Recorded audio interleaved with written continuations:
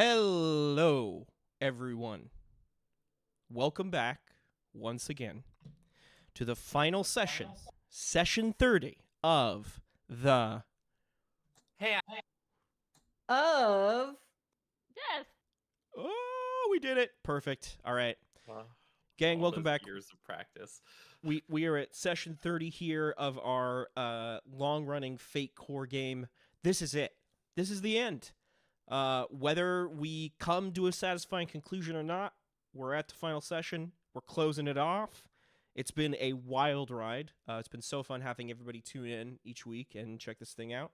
It's been so fun having my players here with me, and I'm excited to see where this goes. So let's just jump right into it.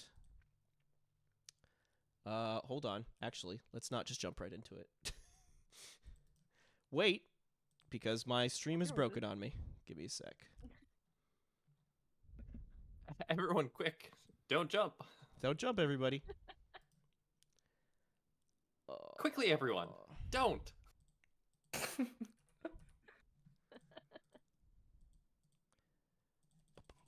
Oh, that's right. That's not gonna work at all. All right, so who's gonna vamp today? Who's? Do we draw lots?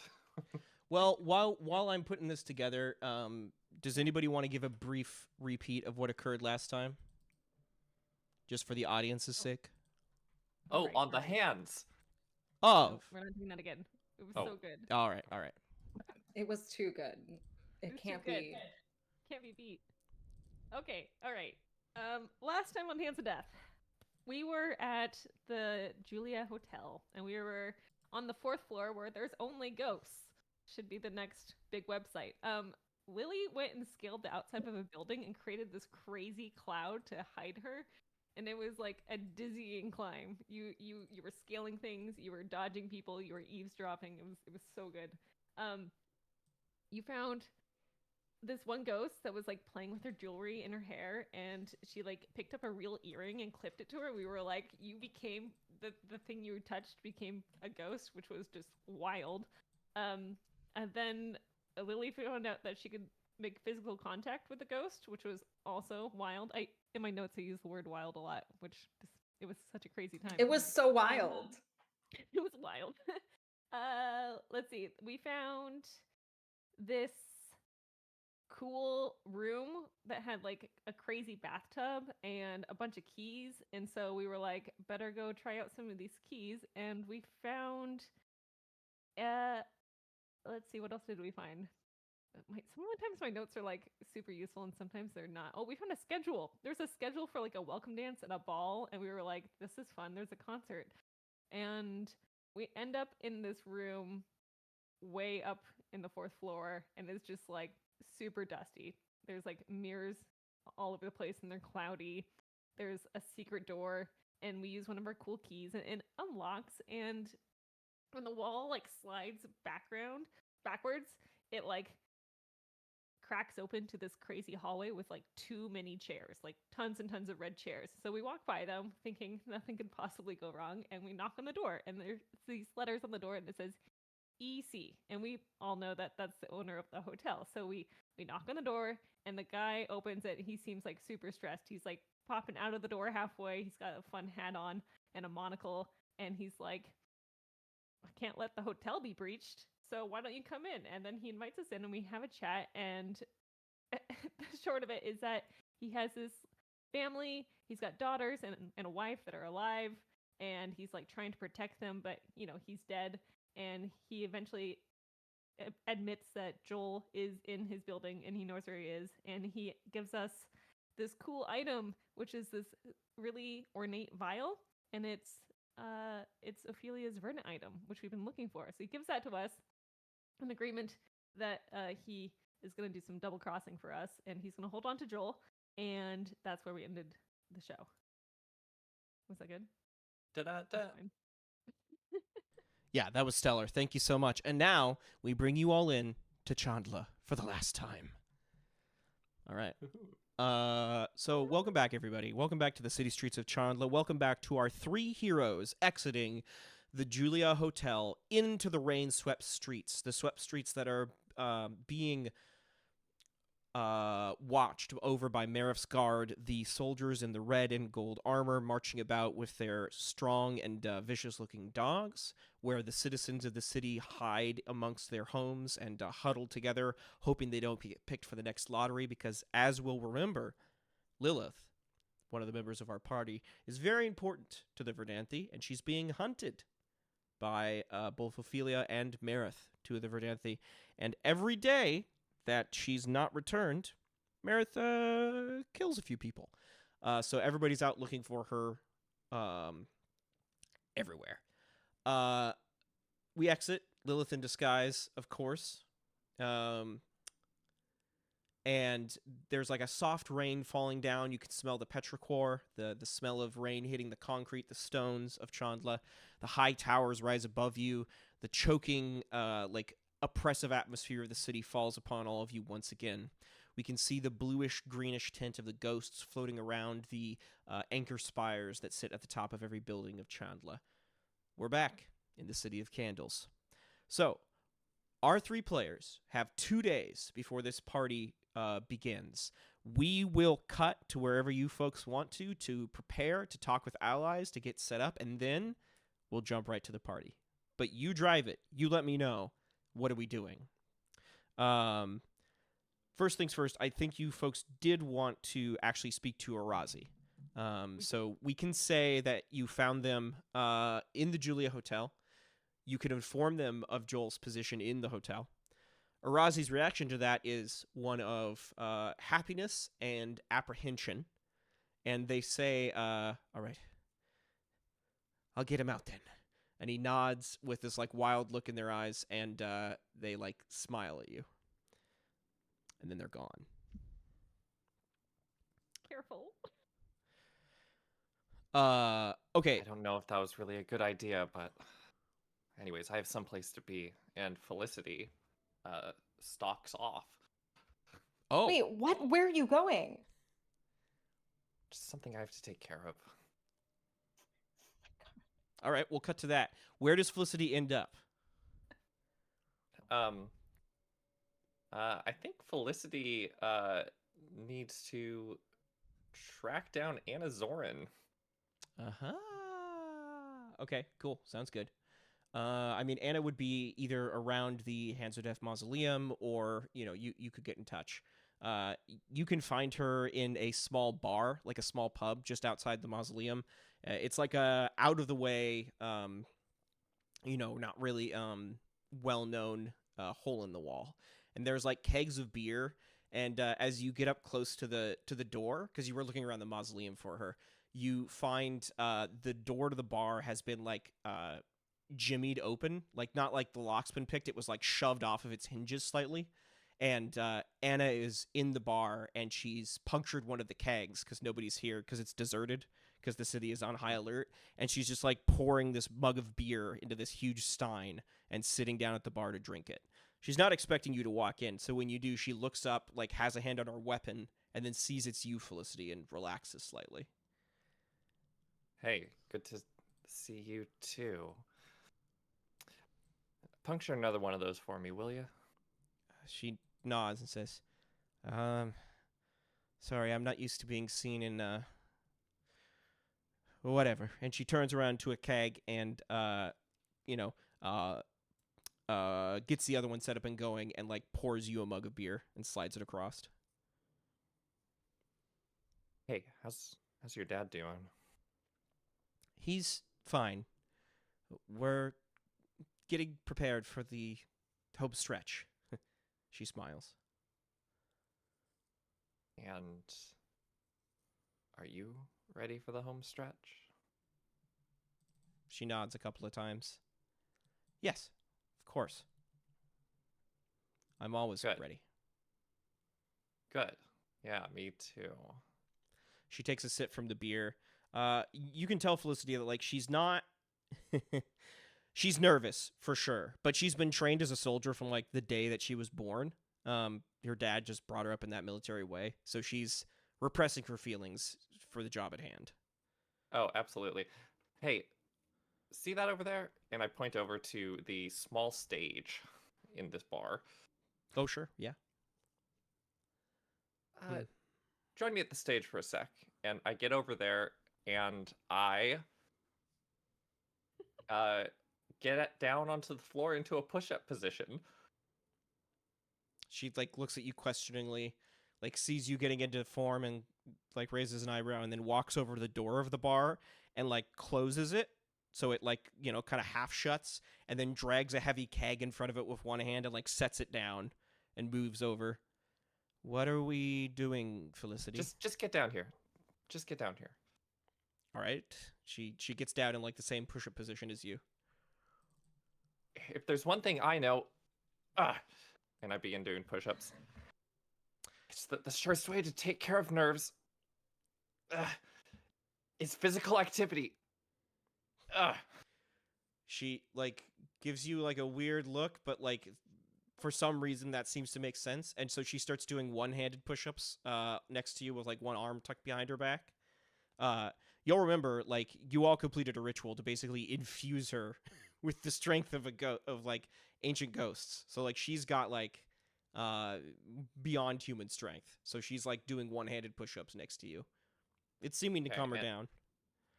And I think maybe we just do this quietly for a little bit. I'd like to take a moment here to roll physique to gain an advantage. Yeah, sure. Yeah. You just wanted to do it. Yeah, I got you. Okay.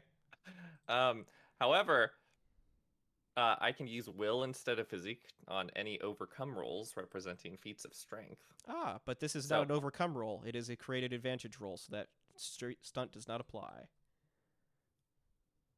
I just wanted to remind everyone about it. Good job. All right, I guess I'll just roll athletics. Yeah. Wait. Well, I think you said physique was the skill you were rolling, right? Yeah, but what if I didn't do that one? Well, it kind of sounds like it makes sense. I mean, you're doing push-ups. Yeah. Yeah, but I'm not like fighting people, Ah, am I? I mean, Or- that would be athletics. I think physique makes perfect sense. What sort of advantage are we trying to create here? I would like to call this one jacked. Okay, so I would let you do that. You could also take this opportunity to create an advantage to strengthen your bond between you and Anna. I think that would be more appropriate, and I would let you roll will for that. Okay. No, I want to roll rapport for that. Okay, roll rapport then. That makes sense. Okay. Difficulty. I mean, this is the exact right thing she needs, so I'm gonna set the difficulty at 2. Okay, here we go. To a strong start. Never so unlucky, right? Woof. Headquarters. Oh, you're right. I have a whole thing for this. Yeah. Okay. All right. I'm gonna re-roll with my never so unlucky stunt. Wow. God, I'm cool. Okay. Almost there. Okay. All right. And I guess I'm just gonna boost +2 with wary of all this supernatural stuff, as in I believe in bonds, strength, and muscle. That's what I've decided. Okay. All right. Okay. Yeah. Let's call this aspect. Let's see.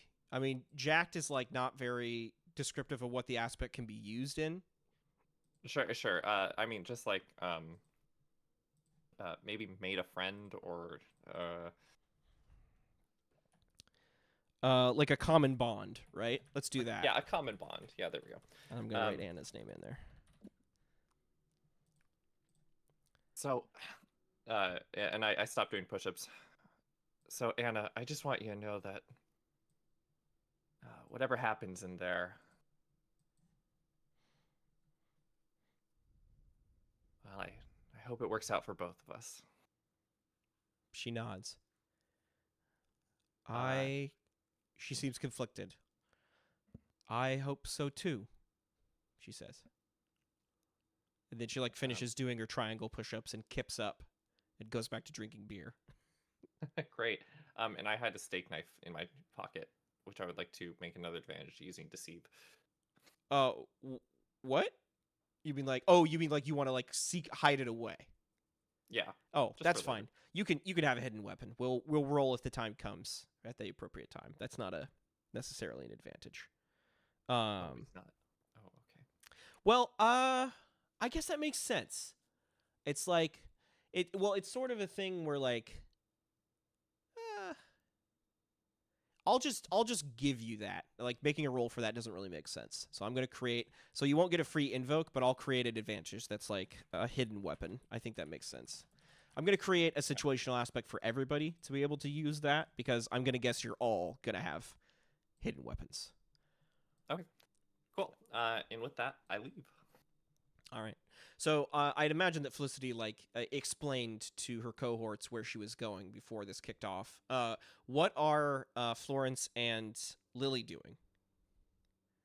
I have an idea, but I'm down for other ideas. Florence, you got any ideas? I do have ideas. Okay. And I need Lily for this, so I think this will be just fine. If you wanna join me on a research adventure. Perfect. Yeah. We howdy. Here, I'm definitely down for research. I would love to go to the library, or anywhere else. Anyway, I'm like, oh, one more chance to go to the library. So we've just come into possession of all of the Verdanthi relics, and Most so of them. wait, which one are we Yes. missing? So you have all of them except for Marith's, which is whatever that may be. Marith's relic is a dog whistle. You don't know what his Verdanthi item is. That's right. Okay. Then let's go research. Okay. Okay, great. Okay, so I would like to go to my apartment, probably. I'm actually I forget that I'm like a known suspicious person, so I should probably not go there. But so I want to go You somewhere have an where I can apartment? Yeah, yes, the apartment mentioned in what, episode 1? Right. I Yeah. have like an office and nothing else, so I guess we could go there. But I All guess your plants are dead. they're all dead.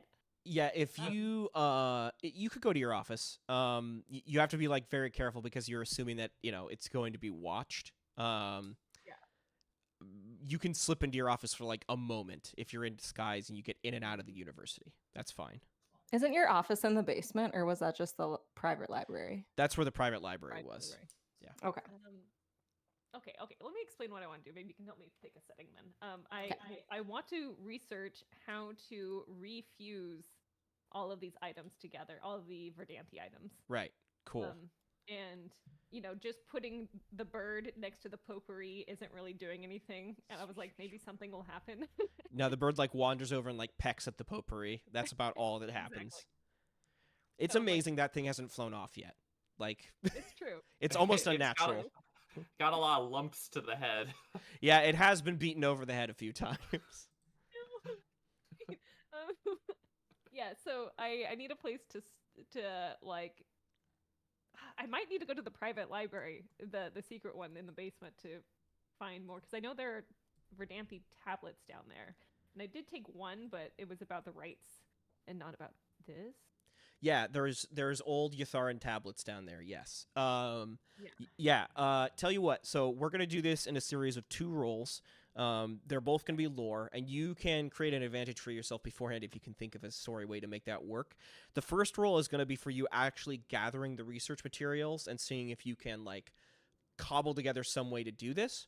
The second roll will be a roll to see how much of an advantage you create for yourself with your research, to see if see how well the ritual is going to go. So like you're pressed for time, right? So let's see how this turns out. Right. Yeah. Advantage I'd like to use is to create is I really know what I'm looking for, versus every other time I've been in the secret library I've had no idea what I'm looking for. Okay. It's an esoteric topic. Like to create an advantage, you need to have like a skill that you can use to justify the creation of the advantage, and then like a direct fictional thing you're doing. So willpower doesn't count. I guess. It could. I've been to the secret library before, whereas the first time it was like the last time I went was the very first time, and I was like, I don't even know where it is. So I know where it is. I know how to get there. We've got. I'm just making stuff up, but that's what this game is. That's it. That's the game. We've been here before. I mean, I could attempt to use. No, wanna do it with me? my psychic abilities do not work on books. Yeah. We've got multiple hands. We've got two people looking for acquiring the object. Or That would give you the- help. I would give you a +1 help to lore for that reason. Want to do that? Yeah. Yeah, let's go.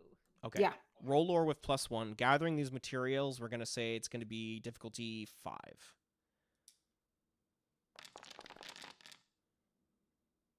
+1 is 5, so that's a tie. That's a success with a consequence. Um. Um. Um. Um. Um. Do. I guess I'll use a fate point here. Yeah, this seems important. So this is absolutely important. I'm gonna use that Extremely. fate point. Yeah. And with this is definitely a high concept. Absolutely. Sort of thing. 100%. Don't even have to. Yeah. There we go. Spend that fate point +2. Great. Cool. The module's broken. I love it. All right. So that kicks you up to 7. Would you- it be appropriate? Sorry to cut you off. No, you're good. Would it be appropriate that we bring our research to Franny's, or would you rather we stay somewhere local? You could bring it to Franny's. You could bring it to the mausoleum. If you bring it to Franny's, that's like a scene, and you need to let me know you're doing that. I don't think we should bring it to Franny. You could also Okay. stay in the library. So We can just learn. Yeah, you're in charge. I'm gonna stay in the library. We'll do the reading in the library, and then we'll get out of there to do the ritual. Okay. I'm assuming, by the way, like this entire time you're like wearing disguises and like dodging behind guards and waiting out patrols. Yeah. We're just not rolling that. Any given time, everybody assume we're doing cool shit Yeah. between scenes. This is so Game of Thrones season 5. Oh, thank God it's not season 6. All right, No, Just that you would just be wait. mean. just you wait. No, it's season 5's where we do a lot of time travel. Yeah. Oh, you're right. Yeah, where there's no Where way. they're like they just jump from location to location and just get there so fast. Dude, That's us honestly, right that- now. You say that as if we haven't been doing that this whole time. Yeah. Who cares? Like it's storytelling. Who cares? Okay. Okay, so anyways, okay. Okay, so you pull these resources together. You begin translating materials, Florence, and you slowly start to coalesce something that you think could work. What this is it's a rite. Like it's the same rites that you've been using this entire time to put things back together. In this case, it's going to be the rite of repurpose. Right? Allows one to transpose a spirit from one vessel to another. The verdant isn't necessarily a spirit, but the theory is sort of the same, right? So you're like, oh, we could do this. This falls within like our understanding. However, creating the ritual and like knowing the correct words to say and the correct sigils to draw from these old Yurtharan tablets, that is something else entirely because you're trailblazing new academic ground here. So now, give me a lore roll. And we're going to set the difficulty at 6, 1 higher, and we're going to see how much of an advantage you create for yourself when you actually perform the ritual. That makes sense. Okay. Here we go. There it is. Ooh. What? All right, cool. I would love to use a fate point here to re-roll. No. I love you. That's great. -3 is insane. Bravo. No. Bravo. The correct Um, strategic choice. Oh, Because I'm too old for this to not work. like I have tenure, damn it. Florence is like looking over I am these trailblazing. Florence is like looking over these books and she's just like, I'm not gonna let this beat me, and just like refocuses. Yeah, we're yeah. Am I allowed to assist on this roll as well?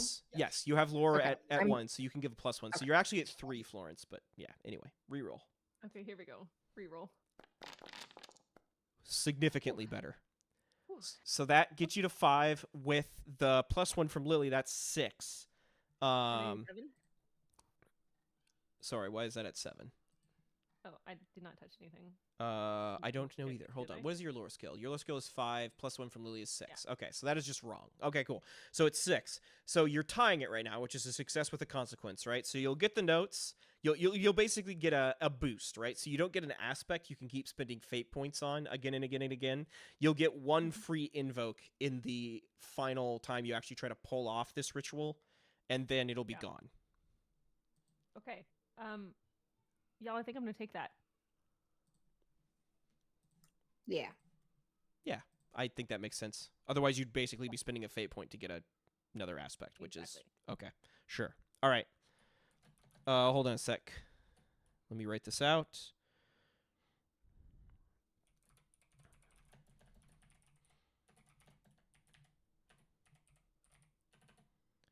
Uh, bu- bu- bu- bu- bu-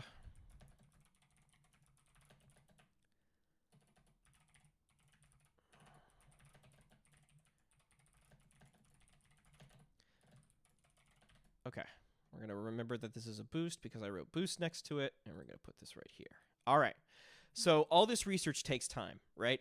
So, Felicity, you're gone for like maybe, a few hours talking to Anna.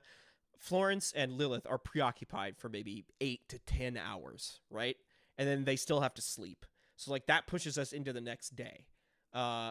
So what else do we want to do here in the interim leading up to the party? We're running out of time. Well, I want to keep going here. So I would like to practice setting up the ritual, and I'm visualizing how I'm going to set it up in Franny's party. And so I am so I can do it faster when we're there and it's a lot of chaos happening. Okay. I like that. What sort of skill are you thinking for practicing that preparation? Well, I'm looking at my everything here. Is there any while you're thinking, let me interject. Is there anything I'm just trying to figure out if there's a way to find Marith's dog whistle and if there's any research I can do. I guess we've already attempted those things. You actually haven't. You've been relying on Uli, who is a member of Moses Magellan's troop, to like kind of feed you that information. You could do some reconnaissance, Lily, if you wanted to make me like a stealth roll, right? Or an athletics roll to do some parkour. I would let you do some reconnaissance on Marith to see if you could spot where he keeps that thing, if he keeps it. Do I know where Marith is? Yeah. Oh, yeah. The main encampment of the of his like organization is within like the central the central square of Chandla. Like they've set up a huge camp there. You know Yes, where the epicenter please. is. Okay. It's just that I need a stealth mission, please. I need to parkour, please. Thank Okay. you. Okay, sounds good. I gotta run to the bathroom and then I'll be right back and we'll do that. Sorry, be right back. Okay. Amazing. Okay. Just to sort of catch everyone up on like some stuff we were talking about behind the scenes.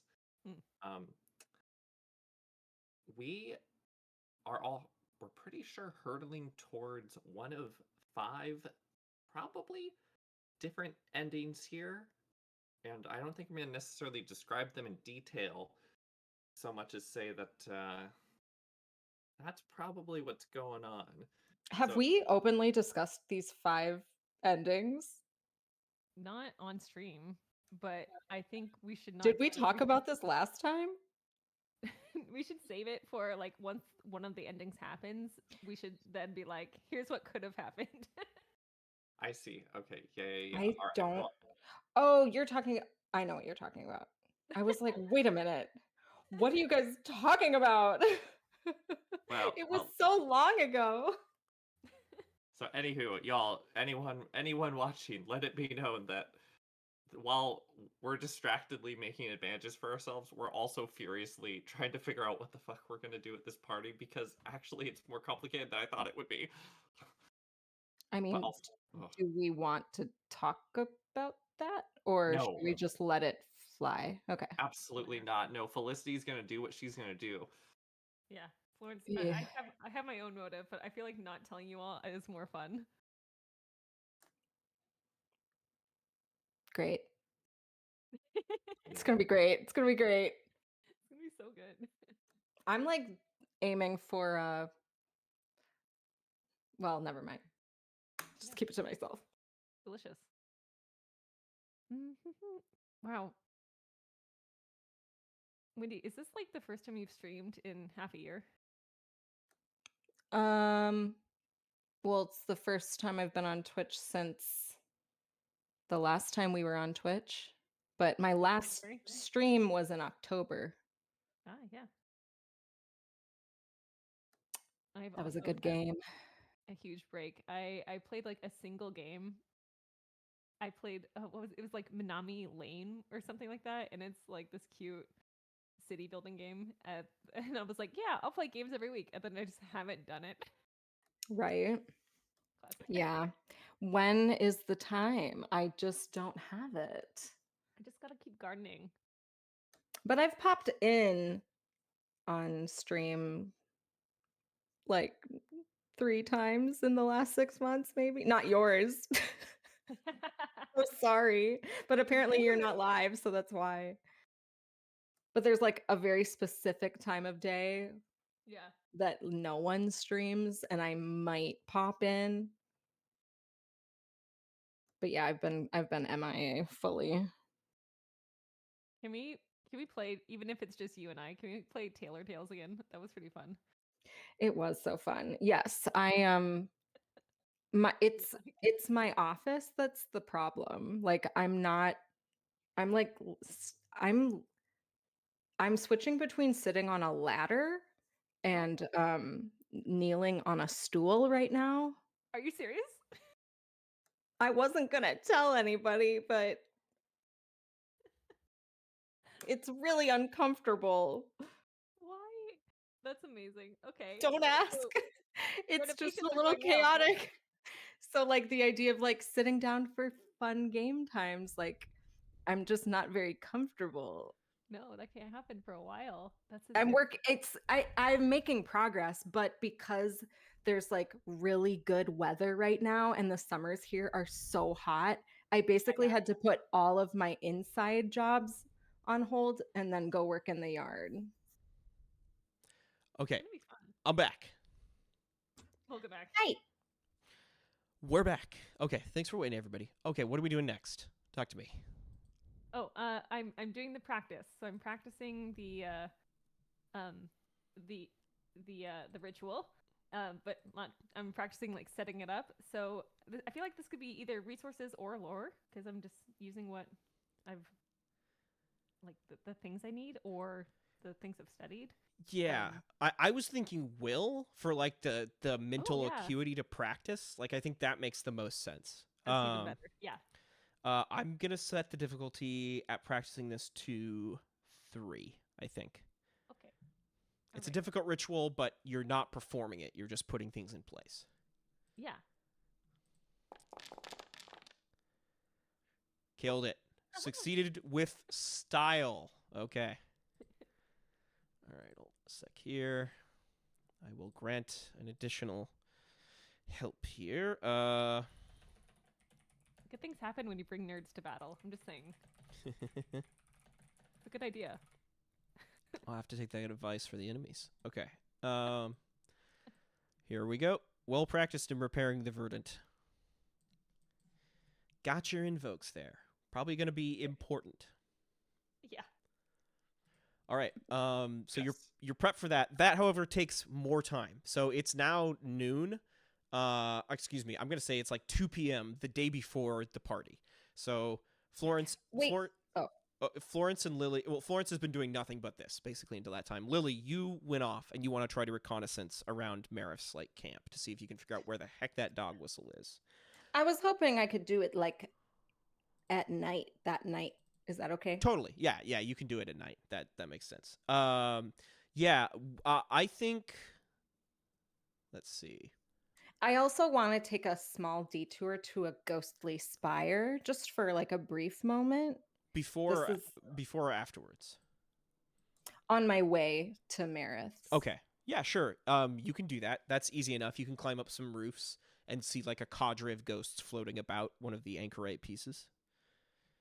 I want to like tap in, and I'm basically like what I'm doing is, well, it's a little bit of like self, I mean, it's like motivation, but it's also kind of like self-loathing and like a torturous approach. Like I want to just see the problem in its face and like listen to the moans and the discontent of these spirits, and like I'm building angst within myself, and I'm hoping that I would like to create an advantage for myself by reminding myself of like the problem I'm trying to solve here. Ah, okay. So like to take on the spirit's anger to remember what's going on with that.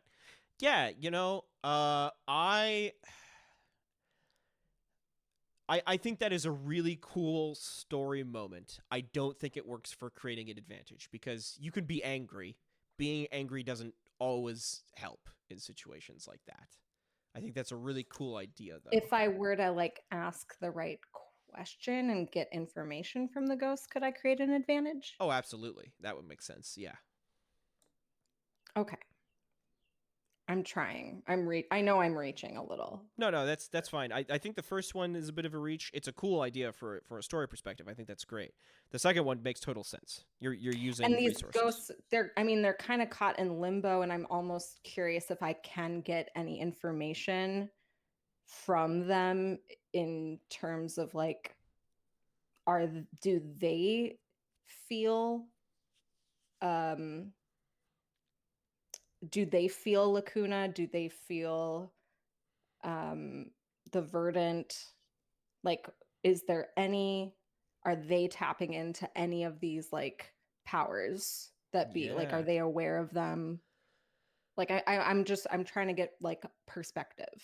Yeah, no, that's great. Go ahead and roll empathy for me.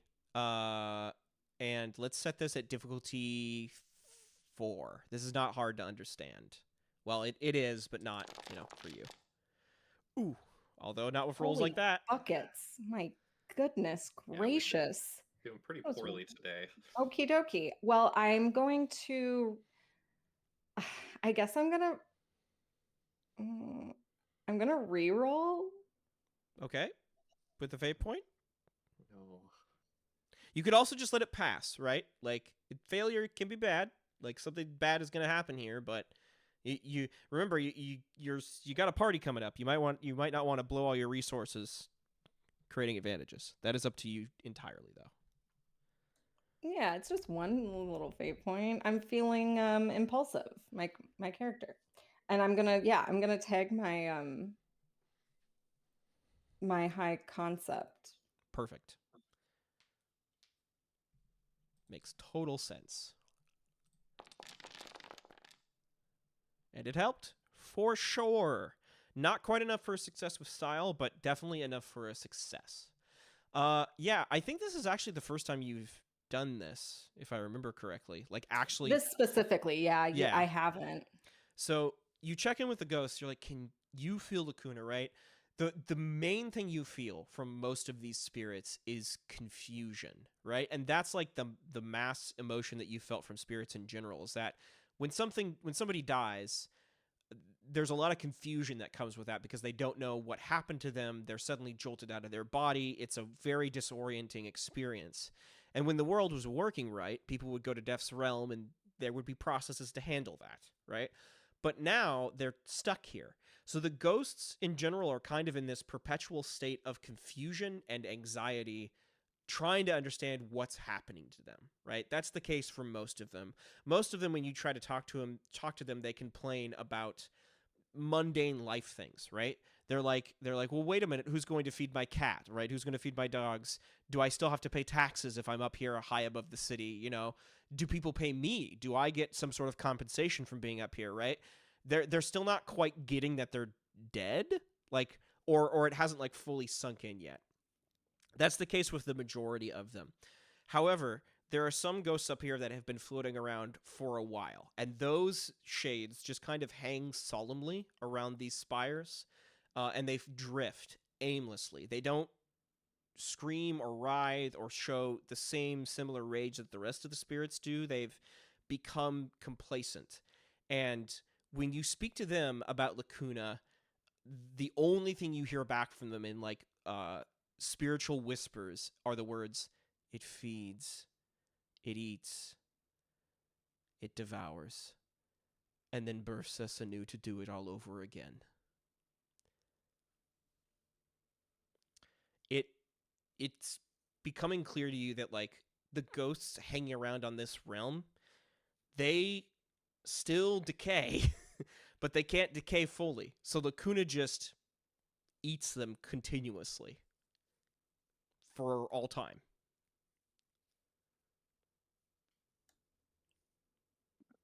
Fuck. That's so metal. Okay. Yeah, that's what you learn. And I'm going to, let's see, you re-rolled, so I'm gonna give you an advantage here. I'm gonna say,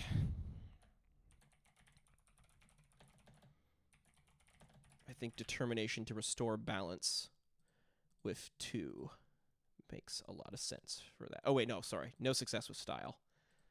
No success with style for you. That's just 1 free invoke.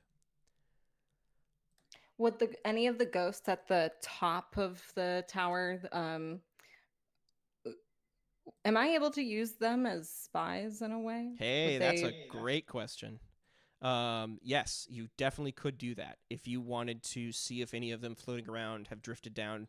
Well, they can't get free from the spire, right? But if you wanted to see that maybe like any ghosts on spires near Marif's camp have seen anything, I would totally let you roll empathy instead of stealth or athletics if you wanted to try to use them for your reconnaissance instead. I think I will. Okay, sounds good. Okay, if you... Oh, okay. Sorry. Oh, that's fine. Just kaboom. I was gonna set the difficulty at 5 anyway, so that's a tie. So you can get it, but you get it with a complication. Yeah, I'm fine with that. Okay. So you're up on some of the spires surrounding Marif's camp, right, where the ghosts can like float about, right? And they basically tell you that they see this man with like you give them Marif's description, right? And they basically tell you that they see this man coming and going from the camp, and they're like, always walks with a group of 3 or 4 soldiers, never alone, watches his back. He's terrified of something, we can feel it, terrified. Around his neck, around his neck, around his neck, shoot, what is the word I'm looking for? The artifact of command. And they say, the whistle lies around his neck, the artifact of command.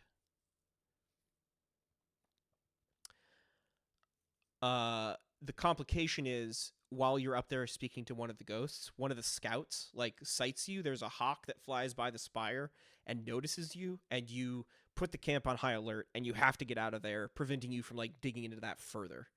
And you don't have enough time to go back. It would be suicide. Can I shoot the bird? You can shoot the bird on your way out, but that's going to put the camp on even higher alert. Okay. I'm just pleased that I'm not the only one pushing an anti-bird narrative in Oh my RPG. So basically what that told you, Lily, is that like the spirits seem to be saying that the dog whistle is always around Marif's neck, but they're calling it like the artifact of command, which is like interesting because from what Uli said, you thought that the dog whistle was Marif's relic, not the verdant item that gives him like control over beasts and gives his followers that innate link to beasts. So you don't know now. You're wondering if maybe like Uli was confused. Maybe the dog whistle actually is the piece of the verdant. You don't know.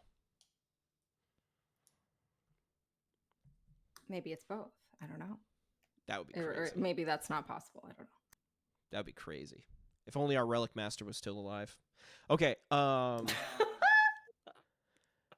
So running out of time here. Anything else people want to do before we like officially kick it off? Do you Well, folks go what's- and what's he talk doing to again? anybody? Like maybe Urza, do you want to try to meet with him to like confer and like let him know what the plan is? Or maybe like speak to the hands and try to get them to work with you in some on some terms.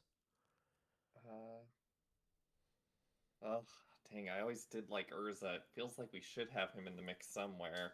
Cause remember his whole thing was he's ready to betray. Sorry, that was I hit my microphone. He's ready to betray his boss, right? Like that was the whole thing with him. He wants this to end Yeah. just as much as you do. He's just a little weasel in the course of it. I'm just like kind of trying to go to the realm to like talk to the verdant, but I can't, can I? Until I have all of the things. Yeah, right? there's no way the verdant doesn't exist in a form that can be spoken to at the moment, right? The pieces are disjointed. Okay. Reminder: my relic is that splitting knife, right? It's The scalpel. Yeah, that's right. Scalpel. Okay. You Cool. were affixed to that in the ritual that unbound you from Lilith. Okay. Cool.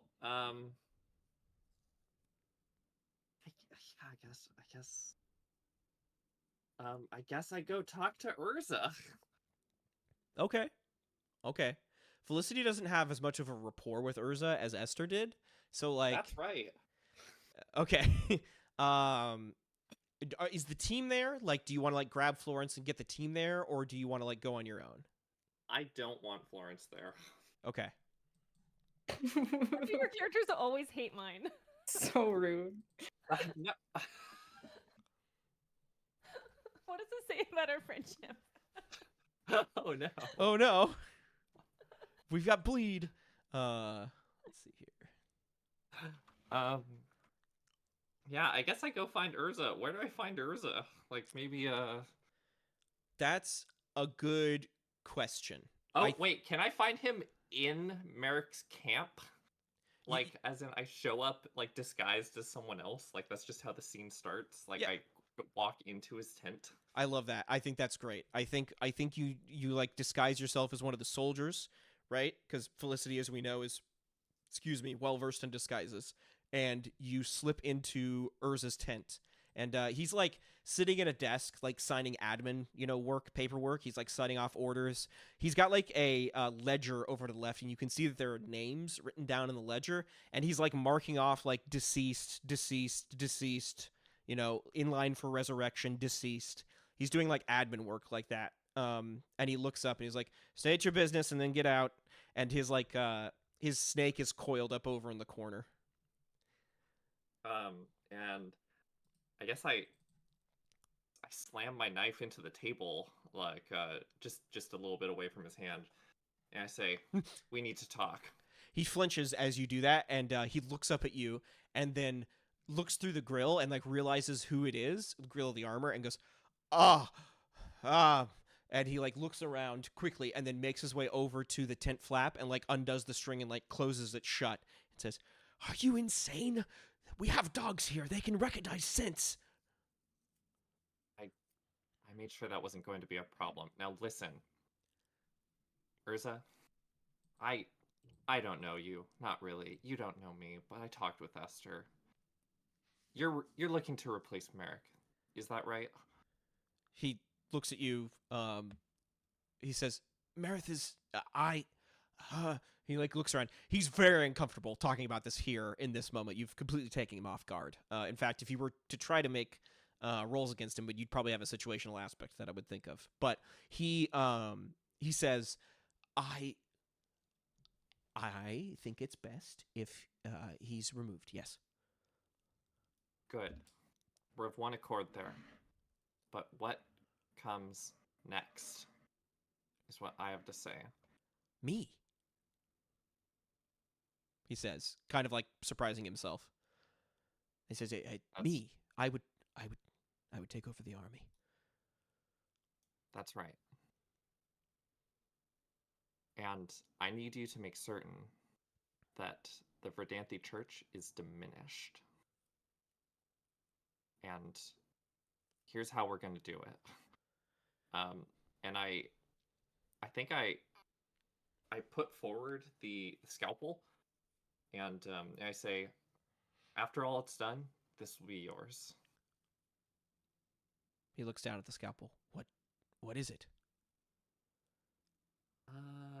Is there anything that I could dramatically slice the soul off of nearby, or like? Is there a random soul laying around? I mean, there's his snake. That- Messed up. That would be That's messed up. hostile. Yeah. Yeah, I guess I grab his snake and I lightly nick it, but don't completely cut it. What's your intent here with doing this? Like, you're trying to demonstrate the scalpel's capabilities? That, and also I want him to do something for me at a specific time. Okay. All right. Let me see here. I'm going to call this athletics, actually, because I think you have to be fast enough to beat his reflexes here, especially because you're taking what appears to be a hostile action. Yeah. He's more of a diplomat, but he's still a soldier, right? So I'm going to set athletics. I'm going to oppose you with his athletics. So it's an even roll, and we're going to see how this goes. Okay. Sounds good. Ooh, never so unlucky. Wow. It's like that's a heck of a stunt. I mean, it only matters if you keep rolling poorly, but yeah. That's true. That's true. If I ain't shit, then it won't matter. Okay. Much better. Okay. Yep. Wow. Yeah. Literally succeeding with style. So he sees your hand move. He sees you reach for the snake. He like twitches his hand, and you watch the snake coil back and then go to strike at you, right? And you dodge out of the way at just the right time, catch the snake by its neck, and then nick it with the scalpel. And as you like put it into the snake's neck, and you see like a little bit of blood come down, you see the same wound appear on Urza's neck, and he goes, "No, wait."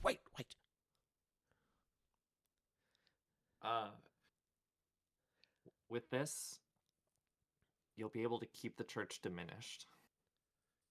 And that's what I need. Now, you're going to do something for me. Tonight, or tomorrow, at the party. Let's just calm down. There's no need to get hot under the collar here.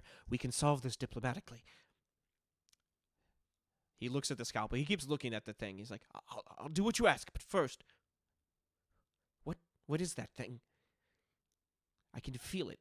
It's the snake's like wriggling in your grip. It's doing something. With this, the Verdanthi, once we reunite her, will never pose a problem again. I don't understand. You can separate her at will. And you can keep that threat over her. His eyes widen. And only you will have the power to do this. I'm just one person, but you'll have the army. A smile spreads across his face. I see. Yes, yeah, But do you understand? yes, No matter yes. what happens, the church, it must continue to exist, but it must remain diminished. He nods. Just put the snake. Yeah, I throw the snake like back into the corner. Drop it. It slithers away. I could feel you severing the bond between me and Chauncey. He's been close to me for years. If that thing can cut spiritual bonds, you could use it to fight Mareth.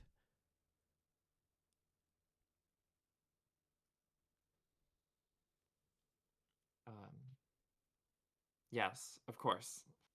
That comes first. And then, when the time is right, you and I are going to take center stage after the killing. Do you understand? All right. What do you need me to do for you tomorrow night, though? Uh,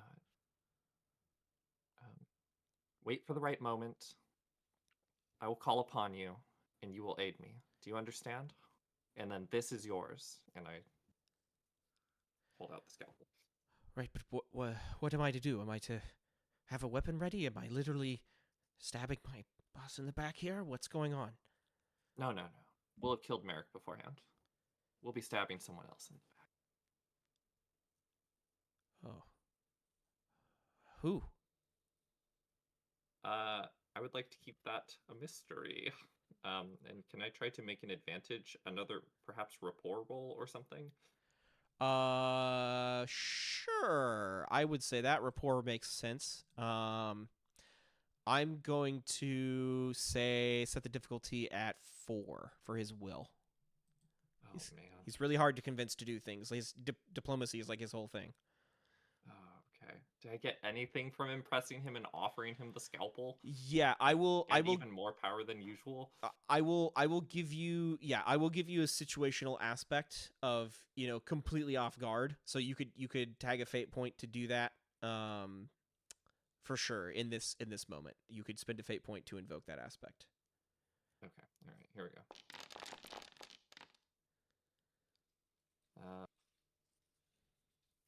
All right. No, I think this is good. I'm gonna spend a fate point to tag caught off guard and end up with a mixed success there. So Okay. So you're trying to create adventures. That's going to give you a boost. Okay, here we go. What should this aspect be called against Urza? I don't know, something along the lines of like now, or like I need him to strike with me like now, like Right. at a particular moment. Right. Okay. Hold on a sec. I'm so worried you're going to kill Lilith. Okay, here we go. Here we go. Okay. Nervous laughter in the background. All right.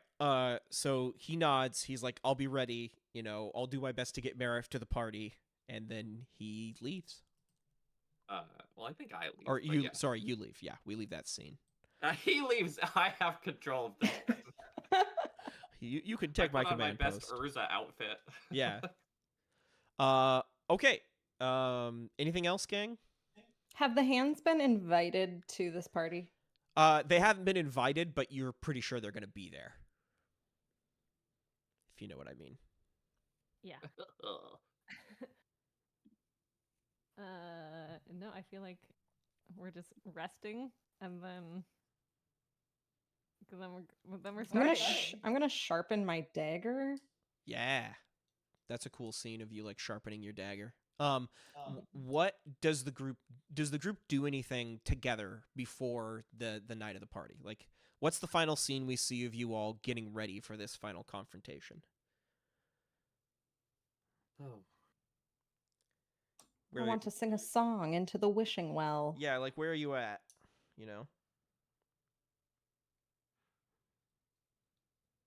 I mean, I'm down to just like we can all converge back at the library.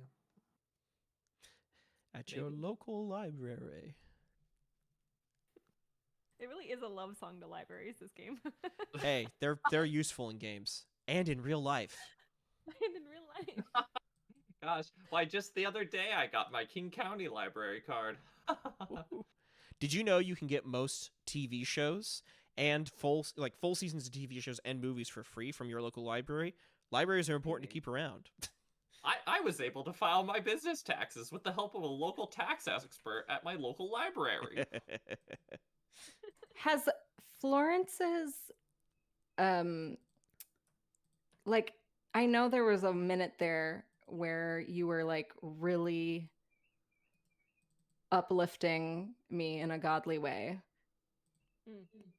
And then I think that shifted It like a did. few sessions ago. When we were like in the realm of death. Right. Can you remind me what has changed, or is that not public knowledge? Like, as far as the way you're treating me? Well, I changed my crossing paths from Lilith is my god to Lilith deserves everything she needs. So I Excuse me. I just love you as my ward, basically. And and I want you to succeed in your goals. Okay. So it's like she doesn't see you as a god anymore, right? That divine devotion, that fanatical devotion is gone, but she still cares Right. about you. Yeah. Yeah. Where are you? Like, Um, oh wait, we're like to the next day probably. No, we're no, we can be fine. Time is fluid in this moment. we'll do a little evening. How about this? I finished my stealth mission. I get back to wherever you are, and I like crawl into bed, Amazing. like nearby. Like I'm on a mat on the floor somewhere, and you're like asleep. Cute. Okay. It's adorable. We're resting. Well- We're well rested. That's what we do for the final scene where everybody's like coalescing, like you sleep. I don't know. Is Felicity there?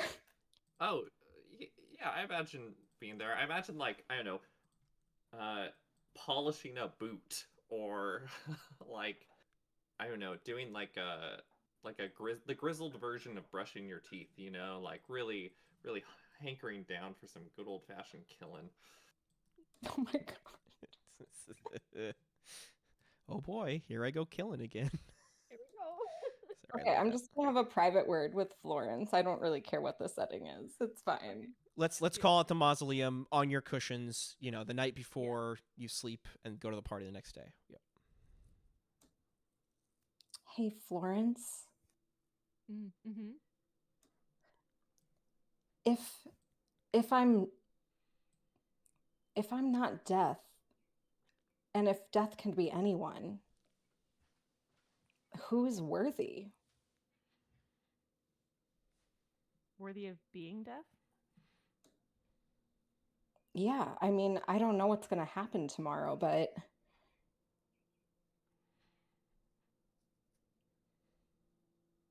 I think I'm in grave danger. And I don't want, even if I have to give up my life, I want to make sure it's to the right person.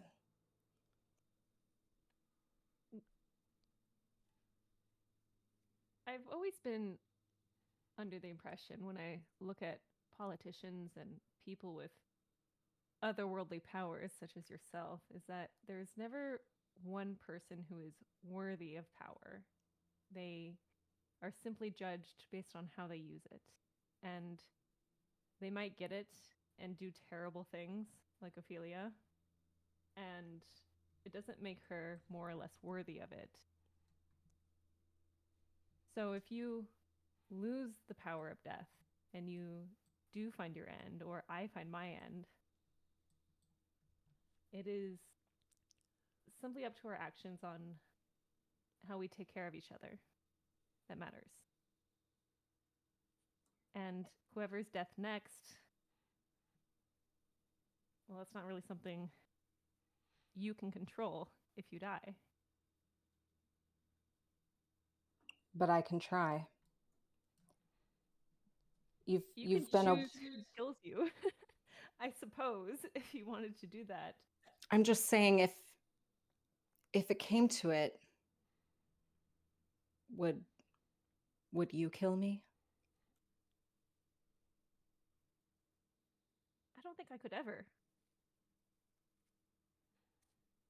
I just don't want power to get into the wrong hands again. It's all been such a mess. I think once we bring back the Verdant,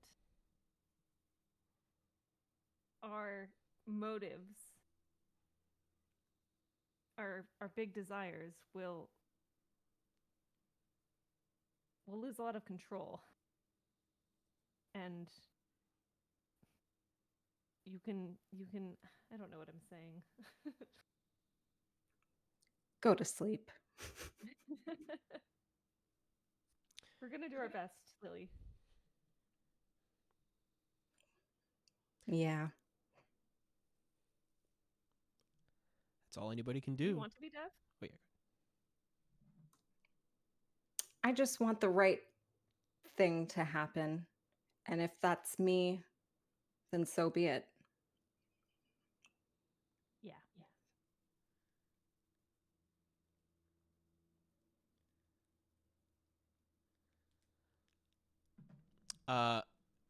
You both try to fall asleep. The anxiety and the stress of what you're about to go do tomorrow, the culmination of everything that's been happening to you over the past few months is, it makes it difficult to shut your eyes. But eventually you do drift off into the realm of sleep and pass into the next day. The day of Franny Beckett's party! And the unveiling of the art of Esther Paleheart. We are waiting for people to get back. So I think this is the perfect time for us to take a break, and we will come back and kick things off. See you in a bit. Hell yeah.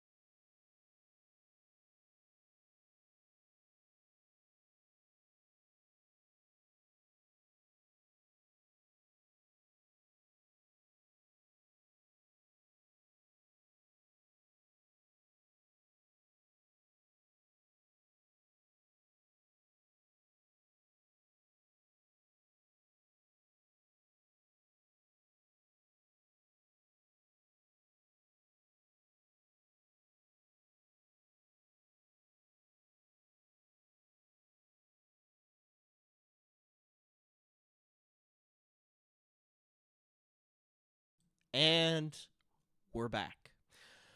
Okay, everyone. This is a party we're heading to, which means you need to be dressed up. So, my next question, and a very important one, is what are we wearing?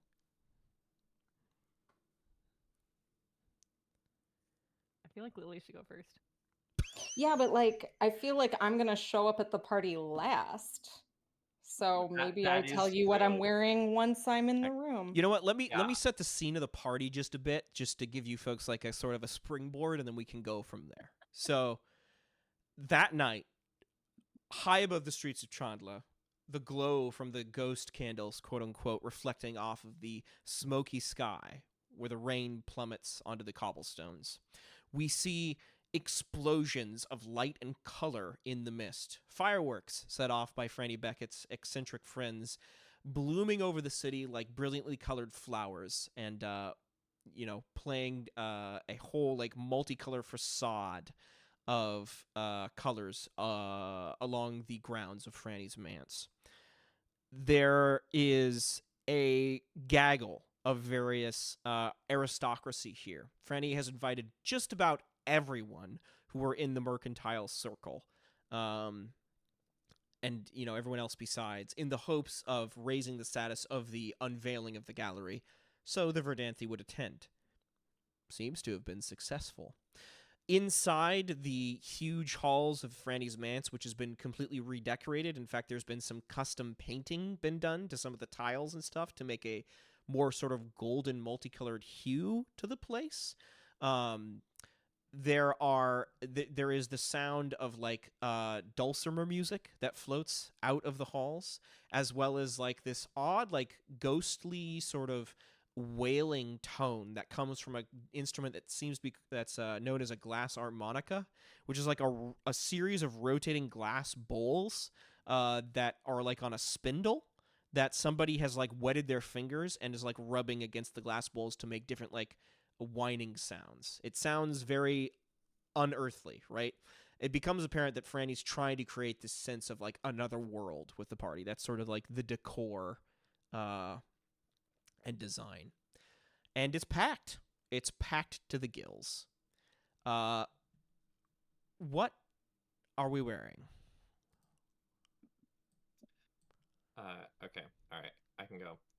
So we already see Felicity mingling with people off in the corner, and she is wearing a heather gray wide khaki pants with buttons down the sides, Chelsea boots, and then a sort of a beige long sleeve turtleneck with gold rimmed glasses. Nice. Always gotta have the turtleneck. Turtlenecks are for action. Yeah. Florence is she's always wearing robes all the time. So why would this party be anything different? So she's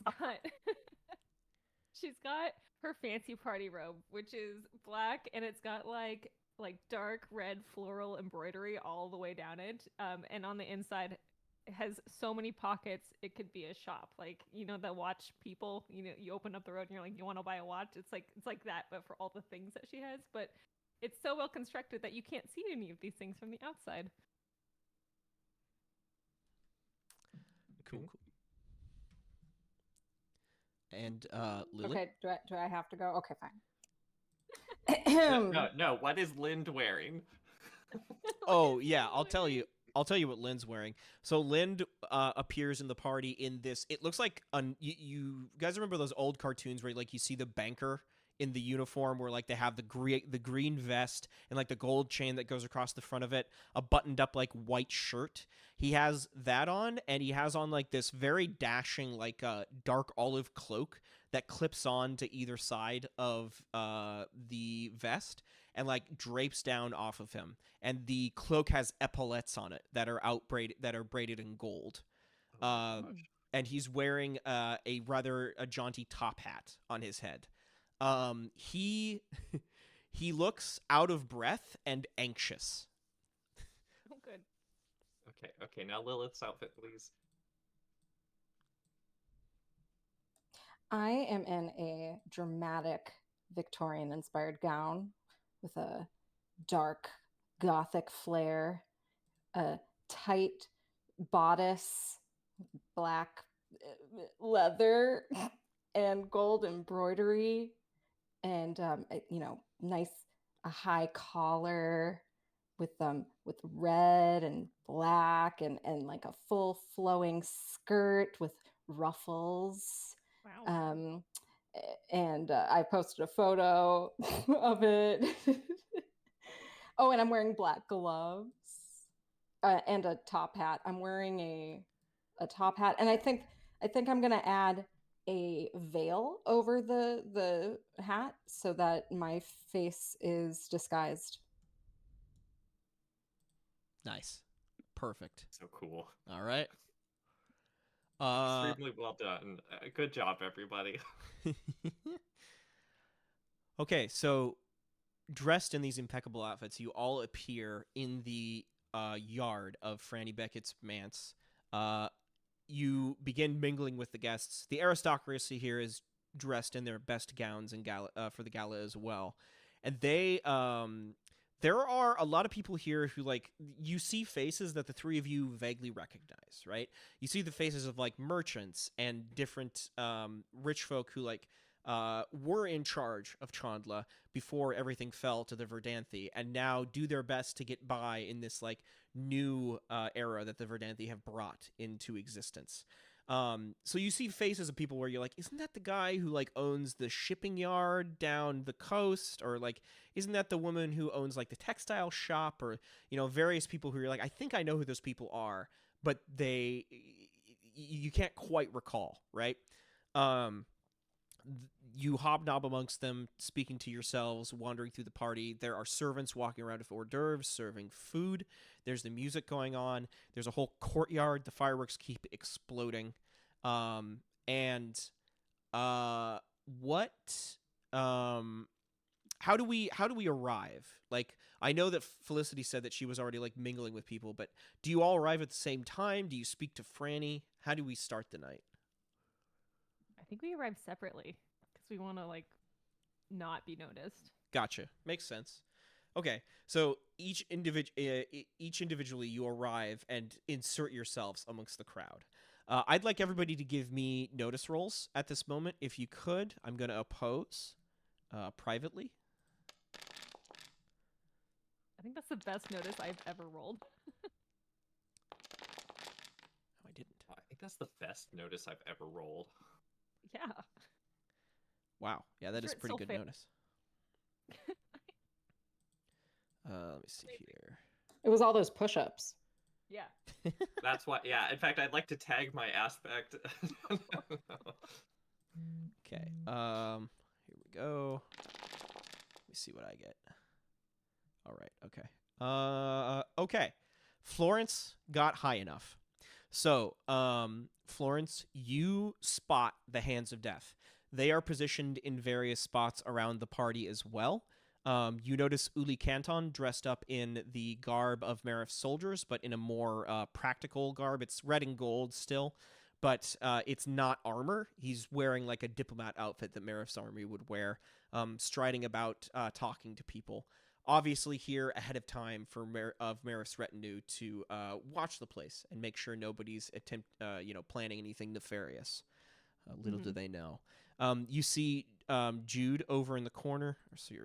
You see Jude over in the corner, wearing a outfit that looks like her normal outfit, except it looks more refined. It's black and gold, and she's wearing the same kind of jaunty hat on her head. And she has a rapier at her side that looks decorative, even though it's probably not. Moses Magellan, the head of the old wing of the Hands of Death, this old assassin, has hidden himself in as one of the servants serving hors d'oeuvres. He wanders around in a servant's uniform, a doddering old man, doing his best to appear as harmless as possible. Anna and Graham Zorin appear as themselves, as representatives of the old world. Graham is writing on everything he can from being a previous commander of the armies that fought against the Verdanthi. And he's writing his like diplomatic immunity to be, ignored here. Anna, as his ward, is in attendance with him. You spot them. They are here. You don't see anybody else at the moment. As you're all like walking about, milling about the party, Franny approaches one of you. Who is it? Oh, probably me. Okay. Franny walks up through the crowd, heels clicking on the tile, sees you there, and goes, "Ha! Florence!" And she like walks up hurriedly. She is wearing a gown, but this gown is so the gown is divided completely down the middle, half and half. One half of it is stark black, like dark midnight black. The other half of it is blindingly white. And then she has dyed her hair to match that exact same shade, but in reverse. So she's very Cruella de Vil in this moment. Like, she looks like that. And she's got this gold chain that goes across the front of her throat that attaches to the gown. And she walks through the party, and it's always obvious where she is because of this ridiculous gregarious outfit she has on. She strides forward. She says, "Ah, Florence, you made it!" And she walks forward, shakes your hand. "So good to have a professor of your caliber in attendance." And she gives you Your a sense of wide style smile. Yeah, go ahead. Never disappoints. Oh, thank you, my dear. I feel the same about your attire. She's like glancing around. "Is it just you?" she says, smiling. Of course not. Good. And she like pats your hand. She says, "I need to go speak to the rest of, she says the Falderall Okay. here. But please come and get me if you need anything at all." She nods a couple of times. Thank you. I will. "Do you need me to do anything?" she says, raising her eyebrows. Are we already in the gallery right now? No, you are outside in the courtyard. There's like like people who can mill about between like the manse and like the courtyard itself. So that like the party is kind of spread into those two places. The gallery is closed and will be unveiled at a later time. Franny, could I have early access to the gallery? Of course, right this way. And she leads you through throngs of people, only barely avoiding getting pulled into several conversations as you go. You'll see some of the aristocrats like call out, "Ah, Franny, come here for a sec. I need to talk to you about the prices of sugar this season." She goes, "Later, Boris, later. I have matters to attend to, hosting, And she passes through like throngs of people, like a shark cutting through a sea of fish, and gets up to the door of the gallery and pulls a golden key out of her pocket and unlocks it. And opens the door. The gallery is empty, the gallery is devoid of people, but all of Esther's pieces are here, including the fabric statuette made out of Catherine's cloak, the mobile made out of the staff, everything. Perfect. Franny gives you a Excellent. I need smile. to- There are also a lot of like nude Esthers just sort of around. Oh yeah, and don't forget, Randos. right in the courtyard, there's a huge statue of Esther, like positioned, right there. Oh, good. Is it like a fountain? It is not a Oh fountain, no! but Franny had it commissioned, and it's a massive statue of the artist, and it says like Esther Paleheart, an artist that died too young. Okay, but what if it was a fountain and there's water coming out of their mouth? Okay. Like, Sure, in a- it's oh yeah, it's a fountain. It's like from their mouth comes inspiration. Oh my god. I want the eyes to like leak water as well. They cry tears of a joy. triumphant expression on the face. Yeah, exactly. Right. Perfect.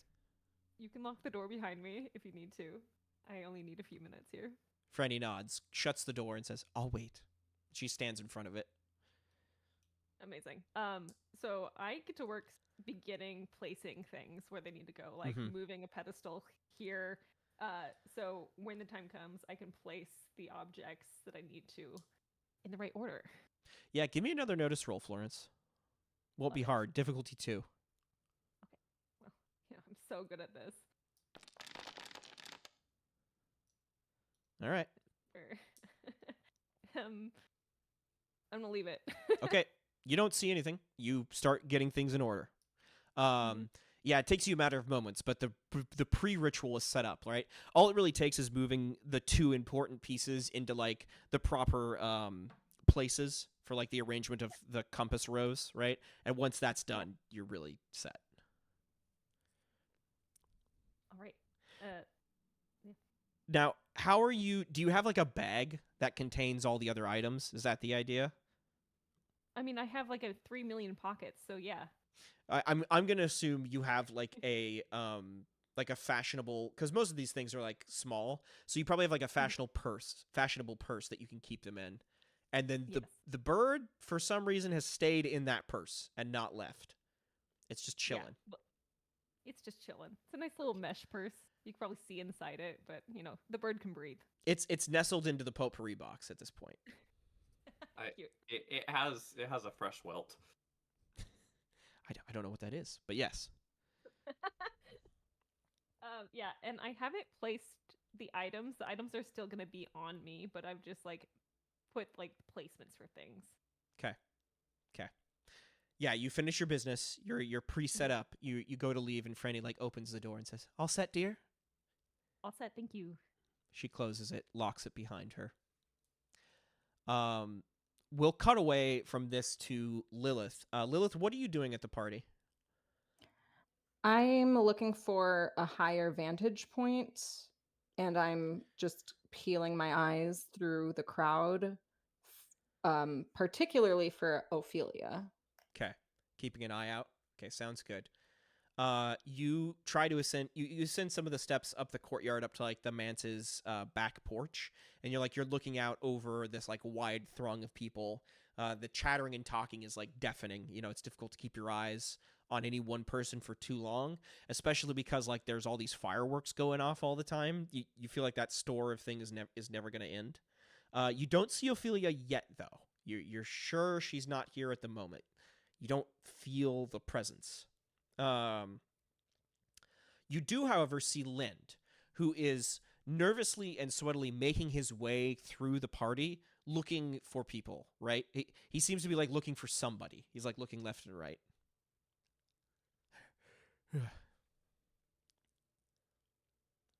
Are you watching him or? Yeah, I mean, I'm watching everyone, but I'm not engaging at this moment. Okay, sounds good. Felicity, Lind pushes his way through the partygoers and notices you and comes hurriedly walking over to you, and he says, my dear, hello." Lind, may I introduce you to these people? Yes. He looks up at the group of folks there, and several of the aristocrats like turn and look at him, and one tilts his head and he says, "Aren't you Lind the perfumier?" And Lind goes, I have been that, yes, in life." And he grabs onto your arm, Felicity, and says, "I need to speak to you urgently." Whispers I'll in be your ear. back in just a moment. Yeah, you nod, like the aristocracy like nods and laughs at you, and Lind starts to pull you away. And he says, I think there's something going on with Franny," he says as he's pulling you through the crowd of people. "She's been acting more cagey as of late as we got closer and closer to the party. I don't know what to make of it."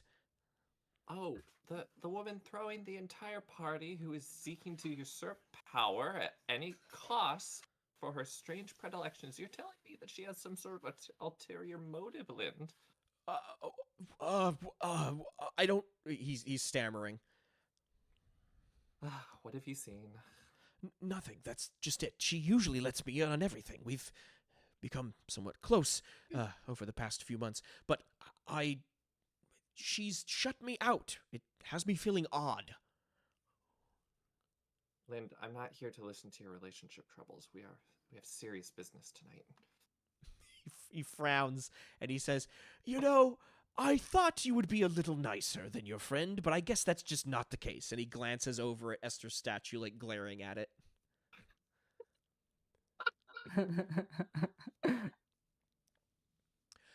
"Listen, Okay, fine. So she's cagey. So what? I don't know. I just be on your guard. Something's off." And then at that exact moment, there is a yell from a caller somewhere back near the courtyard, and you hear him yell out, "Presenting Lord Marith, Verdant of the After, Master of Beasts." And there is a cry that goes up from all the aristocracy in jubilation as Marith and his retinue arrives. Marith arrives thronged by 5 soldiers, who all walk in with hounds, and Marith following behind them. The soldiers march in this gold and red armor, and Urza brings up the rear, looking rather nervous and out of place. Still, he's dressed in... Urza dresses in a suit. You can tell this is the type of guy who like has one suit, and it's his party suit, and he wears it to every party, and he never bothers changing it. It's this like... It's this like nice like blue suit with like embroidered fleur-de-lis and like curving plants in it with like black buttons, and that's it. That's what he's dressed in. What? I feels like I've manifested only allies who have truly garish dress and fashion sense. Why? It's because the GM running this game is not fashionable himself. That's why. Okay, so he marches, slightly behind Marith. Urza's like looking around, smiling at everybody. He immediately like breaks off and starts speaking to people. Marith marches forward, a glower on his face, his bright red hair and beard like setting his face. It almost looks like his face is like set aflame by these. He's wearing a fine black cloak with like a beautiful red vest that shocks down the middle, and he wears a saber at his side, which is decorative, but is probably also not. He's followed up by his soldiers, and Franny like approaches through a crowd of people and says, "Ha ha ha! Verdant Marith, we are so happy you've graced us with your presence." And he looks at her, looks her up and down, and says, And she says, "I am quite happy to have you here this evening. Can I get you some food to start you off, perhaps? A drink to relax you?" And Marith says, "Yes, I think that would be great. Please, if you wouldn't mind." And Franny nods and snaps her fingers. Moses Magellan, in his servant guise, comes over and holds a tray out to Marith, and Marith takes like some food off of it, picks it up, and it's like a cucumber sandwich or something, like a thimble of wine, and he starts drinking from it. And you overhear him saying, like as the crowd is still watching, something to Franny. They're like saying something in a hushed tone that you can't really make out. And then Marith yells out to the crowd. He says, "Enjoy yourselves. Let's make this one hell of a party." And everybody like throws up a yell, like, "Ah!" There's a cry that goes up from everyone, and Marith walks in with his soldiers. Oh man. Did Marith just get poisoned? I'd be into that. He's eating this cucumber sandwich and drinking this wine, so maybe. He's eating this like deep purple cucumber sandwich that's oozing. Like a cucumber sandwich. Is that oozing? Is that thing oozing pink slime? Lily, since you're watching from a vantage point, you do notice that Uli like breaks off from his crowd of people and rejoins Marith's retinue and starts whispering things in Marith's ear almost immediately. Right. So Lind is looking at you, Felicity, like he saw that happen, and he's like, "Listen, and then Franny comes over into your group, and she says, Lind, I need your help with something, please, if you wouldn't mind." And Lind looks at you, and then says, "Of course," and Franny starts to pull him away. If Lind dies, I'm going to be upsetty spaghetti. And I give him a wink, and then I let them walk away, and then I stealthily follow them. Okay. Are you trying to like eavesdrop? Yeah, I think so. Okay. You tell you what, roll stealth. It's not going to be hard. Let's see. I don't think either of them have notice. They don't. So I'm gonna make Lynn's notice roll, and that's all I'm gonna do. So roll stealth.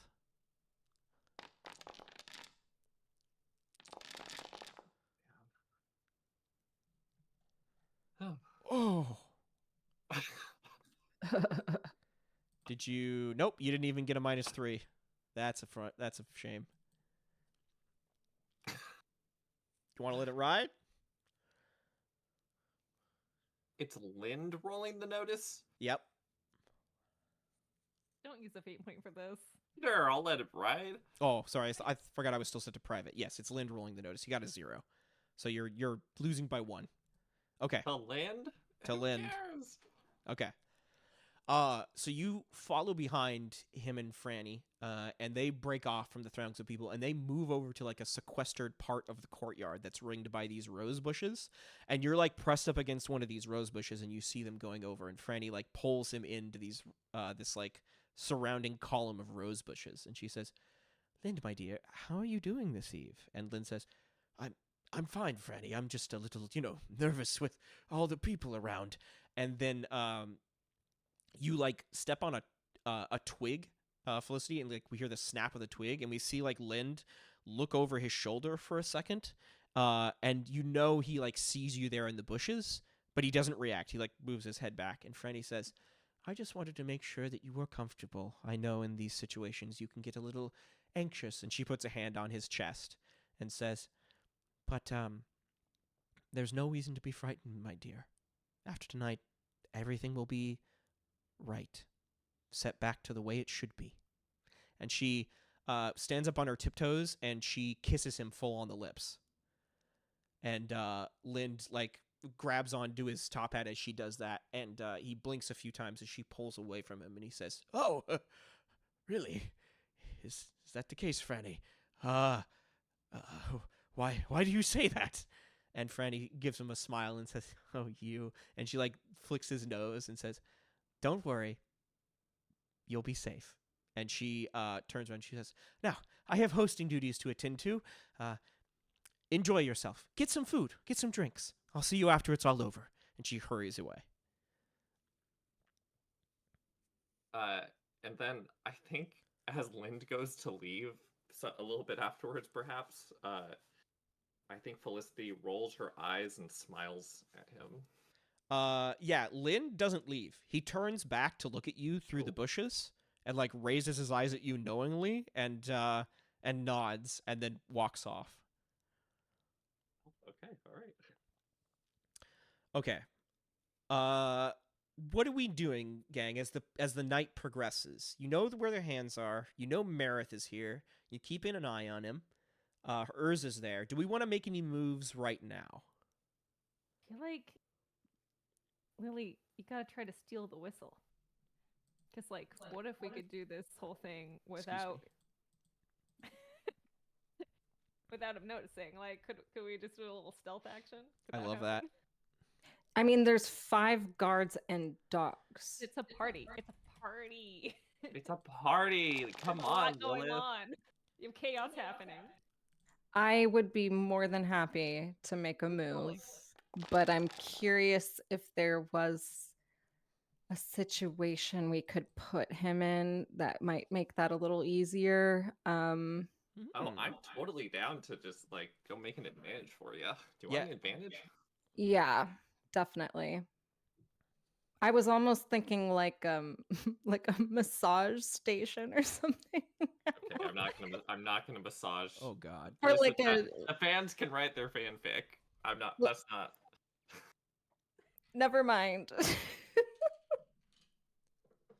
No, but I think that's a great idea. The three of you can totally like find a corner to get together and discuss this plan. So like if that's what you're doing, like do it. I love it. Go for it. Okay, yeah. I think it's about time. Like, yeah. Let's all gather. well, aren't you two dressed up? Thank you.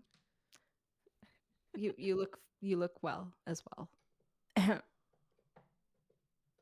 So, Marith, Yes. he's here, and I know where he keeps his dog whistle. Oh, Can we make a distraction? It's around his neck. If we could find some sort of way to have him maybe remove his cloak, that could help. But I think I'm up for the task to slip it off his neck if the right chance comes. And I look straight to Felicity. remove his cloak. Why? One would remove their cloak when it's simply too hot. Yes. We could start some fires. That's too chaotic. Um, I was thinking just burn his God. cloak. or spill something on it. Spill something gross on it. Hmm. Sure, no problem. And I think I just walk off with. I think I grab someone else's wine out of their hands, Okay. Okay. and I walk towards Marith. Okay. There are 5 soldiers ringing him, right? He's talking to people, and you realize the way this works is that there's a procedure to getting to talk to Marith. So Urza first, the soldiers first like look over and check and clear the person. Urza then walks in and makes introductions, and then the person discusses, talks to Marith about whatever they want, right? Unless Marith just waves them in. That's sort of the way it works. How do you want to approach? Because he's like ringed by these 5 guys. Guess I just go right through that line. You just cut the line Well, I mean, like, or cut the group. I wait for my turn, I suppose. I see. Yeah, it's kind of like it's not really a queue per se, right? It's like a group of people, and then like when somebody approaches, there's kind of like a natural flow to it. So as you make your way forward, one of the guards like puts a hands up and like looks you over, gives you a once over, and Urza says, "Ah, yes." He snaps his fingers. Calestina, yes, the sculptor, is that right? He looks at you. I just give like a smile, like, She's a famous artist. Let her through. Let her through. And Marith turns to look over at Urza questioningly, and Urza like whispers and says, "My lord, you were interested in acquiring new statuary, right? Calestina here is one of the best sculptors in all of Chandler. You can't go wrong. I would ask for her opinion on a piece." And Marith like strokes his beard and gets this like satisfied smile on his face and nods. He turns to look at you, Felicity. "Calestina," he says. "A pleasure to make your acquaintance." the pleasure is all mine. So tell me, what is it you're looking for here this eve? Like, I Well, would love to create a work in your image. wonderful. That's good to hear. What I'm looking for here this evening is a bit of excitement, right? Everything's usually so drab at these gatherings. Maybe somebody willing to play cards, he says, and you can see he like pulls like a deck of playing cards out of his pocket, and he riffles through them with one of his fingers and thumbs, and you can see that each one of the images is a different animal for each one of the different suits. And he says, "Something to liven up the atmosphere here. What I'm looking for from someone of your proficiency, however, is your expertise. I need a new statue erected in the center of Chandler once this occupation is over. Something to remind the people of who watches over them and who's in charge." Felicity, give me a notice roll, difficulty 2. Or difficulty 1. 1, it shouldn't be that hard. Succeed with style. Bang. Marith has 2... so he has his saber at his side.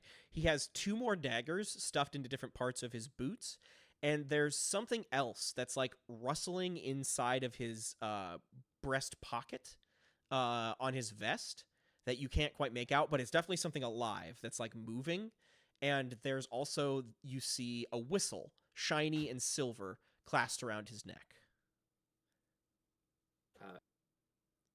Great. I see all of that without making eye contact, and I say, wonderful. Well, let's discuss the details later. However, for tonight, and I would like to spend a fate point to pull out my own deck of cards that I prepared earlier. Cool. And I would like to use this as a distraction. Oh, okay. How so? So Marith sees you, pulls out the cards and says, "You play? Wonderful. We should have ourselves a game." Indeed. Would you join me over here? Yes. He claps his hands, and the soldiers like know what this means. And as you're saying this, Felicity, Urza like looks at you, and he starts to like give you a no shake of his head, but Marith is invested, and the soldiers like walk over, drag this table over from like a nearby room, set it down, get 2 chairs. The aristocracy like turns to look and like laughs a bit. A crowd starts to gather, and Marith says, "Have you ever been cut through the neck?" I don't think so. No. It is an exquisite way to die, let me tell you. The experience alone is freeing in a way. As you feel your lifeblood leak out from the cut across your throat, you have a euphoric experience. It's a wonderful way to go, although I understand there is a certain amount of risk and fear. Shall we say the loser experiences that, he says, and he shuffles the cards. I have an arrangement later in the evening. You'll revive me by then? Of course, of course. Assuming I don't win. You have your relic on you, yes. Indeed. And I pull out some trinket. Okay, cool. What? So, do you want to use this card game as a distraction? That's the idea, right? So, Lily can get in there and steal the whistle? I think that's the idea. Okay. All right. We're going to call this a contest, right? So, basically, the way the contest works in Fate is that each side is going to make a roll every round, and then depending on how many shifts you get above a person, you get a certain amount of victories in the exchange, right? So if you succeed, you get 1 victory. If you succeed with style, you get 2. The first person to get 3 victories wins the contest, right? So in this contest, I think anyone can roll, right? Any of the 3 of you can roll if you're assisting or helping out. You can also create advantages if you want to like help other people out. But if you try to create an advantage, you forfeit your contest roll. If Marith wins, the dog whistle won't be stolen. He'll spot it, and he'll go off half-cocked, and that'll be really bad. If Lily wins, you get the dog whistle. There could be interstitial endings between all of that make it so, Marith, the dog whistle gets stolen, but, like, Felicity still loses the match, stuff like that. Since I'm observing that our plan is not going according to what we agreed, is it fair that I set Florence off on a possible advantage? Sure. I mean, your side basically is going to get a turn. So any of you can roll for your turn, or you can try to create an advantage, and then Marith's gonna roll and oppose. So Okay. it's like the 3 of you are on a team, but you only get 1 action, if that makes sense. So if you create an advantage, then I'm gonna roll Marith's. Then we'll make an exchange for Marith, and we'll see if he can succeed enough to get 1 advantage. Get 1 success. Does that make sense? That makes sense. Makes sense to me. Okay. All right.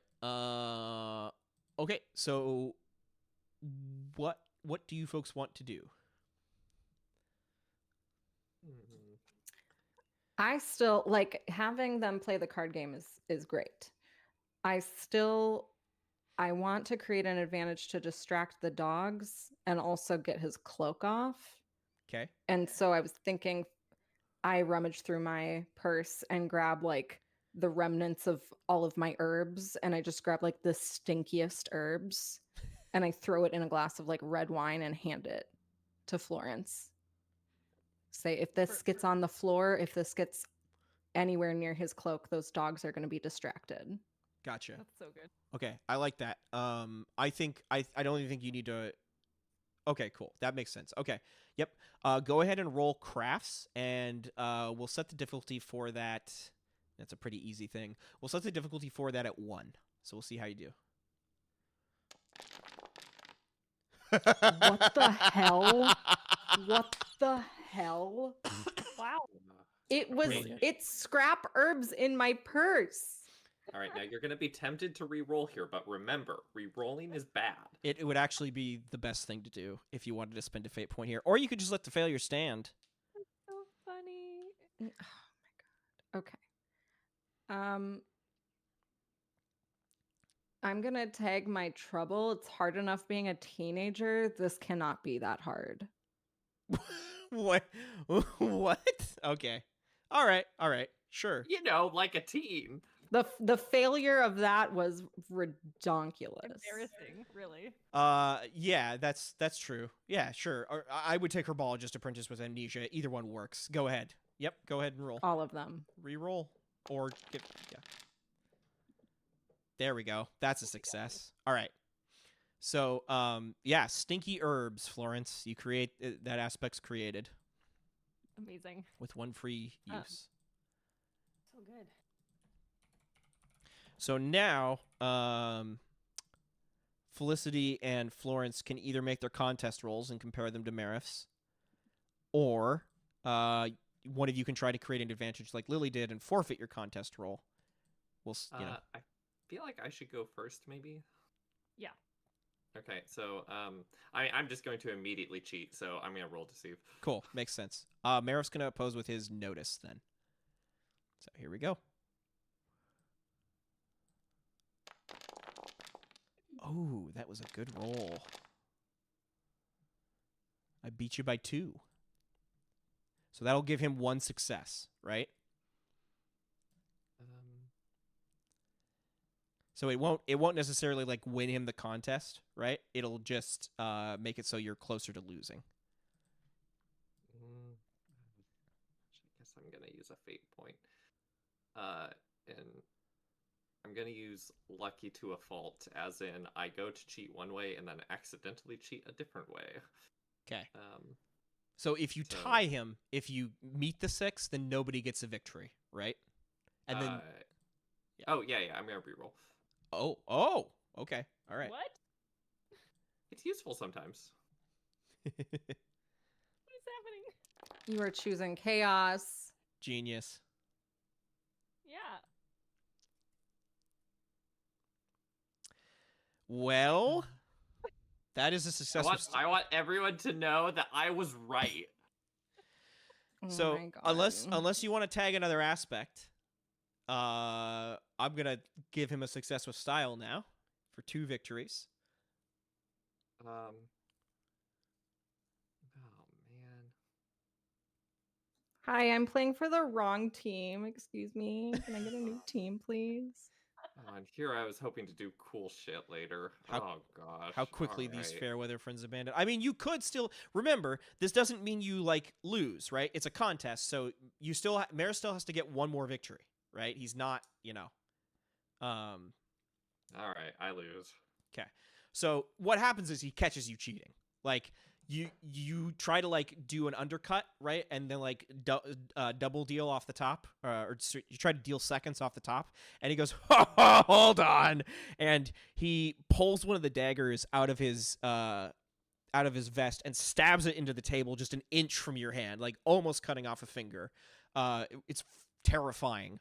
And he like gives you this wide smile. You see like he has wide teeth, and he says, "I can appreciate the hustle of somebody from your caste." He grabs onto your wrist. "But the game is fair." And he takes your deck of cards, Felicity, and jumbles them up and then throws them out in this like display to the crowd, and they like explode out and flutter down amongst everyone in the aristocracy, who like all give this light golf clap. And then he pulls out his own deck and shuffles through it expertly with like a riffle shuffle, and then hands it across to you to cut. And he says, "We use my cards from now on." I give a small nod and then I shuffle his cards. He becomes even more well, you cut him. He becomes even more vigilant in that moment, which is why he gets these successes. Okay, so Florence, you can try to create an advantage here if you want, but you can't make a contest roll because yes, Felicity did that for your side.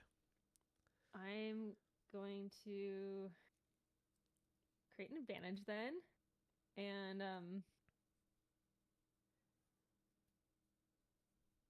I think I need to cause a little commotion somewhere else. It's like, like 3 people back, so it's like noisy, and like he might turn his head, so you could do something if you needed to, Felicity.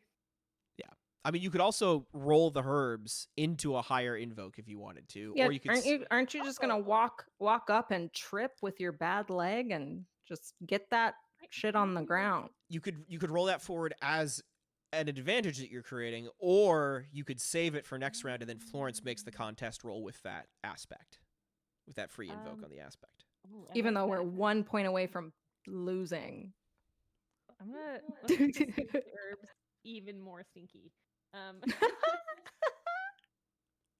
Okay. you and, you pee? and I just get. Oh, this is what I'm gonna do. I'm gonna get like a handkerchief or something from you, Lily, and I'm going to put it in the wine because these dogs are trained to smell you out. Oh, okay. Yeah. Oh my gosh, that's fucking brilliant. Yeah. You're And gonna make then- me stinky? Well, you're already stinky. Like it's your scent is that they're tracked on. Yeah. Your natural stink. Yeah. So I and then I'm find gonna- some organic compost in the back. Just kidding. And then I think we gotta use it. So I'll just like make a trail of the wine, leading far away Okay. across the party. Okay. So you're trying to create an advantage here with this. Yeah, let's call that deceive. That sounds like a deceive to me. This is a good idea. Yeah. So it's difficulty. I'm going to call it difficulty 1. Not hard at all. Here we go. Oh boy. Well, what is wrong with you us? got the free stinky herbs invoke here. That would definitely apply to create a Okay. Here we go. I'm using that and re-rolling. I Cool. guess. No, don't re-roll. It's bad every time. It literally No, can't get I'll worse. It was good the last 2 times. Okay. That's better. Okay. So that's a success. So you'll be at a null result here, right? Because you're 2 above. If you spent a fate point, you would get 2 free invokes on the advantage you create. That's what we need. So I'm gonna do that. And I look around the room and I see like posters of Esther looking down at us, sneering. Statues leering down. And I think, what would Esther do in this situation? I find Esther's creativity inspiring, and I think Esther would maybe the voice of Esther can lash out from the dead here and give me an idea. Yeah, the voice that lashes out tells you all of your ideas are stupid. No, I'm joking. Go ahead, Sophie. I think you're just gonna have to hallucinate Esther on your own here. Fine, that's fair. Okay, so Esther would. What's the nastiest thing? Okay, Esther Oh no. would It has to be both flamboyant and silly and mean, and I think Esther would spill the wine on the hem of Not oh my mean gosh, enough. what's her name? Not mean enough. Of no, hold on. Of it's her party. What's her name? Franny. Franny? Franny's hem. Yeah, she would spill it on the hem of Franny's hem, and so Franny would be the one spreading the Nice. scent Yeah, okay. all over the party, Okay. and it would ruin her dress. Okay. Sure. Yeah, so like you make your way over to Franny as like this card game's going on. She's like noticed it. She's picked up on it. She's watching with rapt attention. And you just like look the other way and just like chuck the whole thing of wine on her and then walk away. And she goes, Yeah. "Ah! And she like shakes her gown out and she goes, "Oh, dear. Oh, what is that repugnant stench?" And she starts to like wander off through the party. You notice the dogs like pick up on this, they sniff the air, and then they go, "Ooh, ooh," and they start running off, and the soldiers like hurry off behind them. Marith is too distracted with the card game to care at the moment, and Urza like looks at that happening and like nods and just stands behind Marith and looks at you, Felicity. The guards are gone for now, which is why you have these 2 free invokes. But we are now to the next round of the contest. So, who wants to make the contest roll on your side this round, and what are we doing? I can't. I simply can't. I mean, this would be a great time for Lily to try to steal the whistle, but that is the contest rule. Yeah, I think so. Are we good with that? I agree. Do it. Okay. Roll stealth versus his notice. Why is my stealth so low? I don't know, dude. You built the character. What the heck? Let me Could have double swore I was better at that. I Let think me I don't know what I did. double check real quick because the token might be.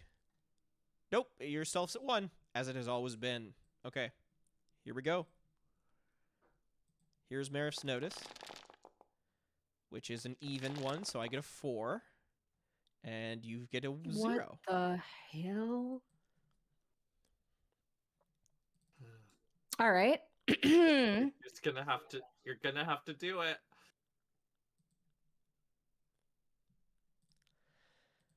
So you have 2 free invokes on a false trail, right? So that's +4 right there. So you can tie this immediately without having to, spend any fate points. Okay, and then I will do my determination to restore balance. Oh, yeah, if you want to do that as well. Let me see if I think this fits in. So you spend 2 fate points. So, okay, the way this should work if it's a real contest is that you should spend a fate point, and then I should spend a fate point, and then you should spend a fate point, if I have any I want to spend. I will hold off until you meet me at 4, and then I will tag one of my scene fate points, of which I get 5, the number of players +2. And I'm going to tag... What? Can either of you help me? Assist? No. The assistance was the creating an advantage in this moment. Okay. I'm going to tag Marif's animal instincts aspect. I feel like it's very appropriate here. So he's going to kick his result up to 6. And then I'll get rid of a false trail. And then you could use your... Do you want to use your other invoke to tie me? Or... Yes. And get no successes in the contest? Well, but you can also use fate points. And you have your boost with Urza. But wait, hold on. That's my boost with Urza. Yeah, Oh, it sorry. is. It is. I have the determination to restore balance. That's the only free invoke I have, I think. Yep, but you could spend fate points to try to get above if you wanted to.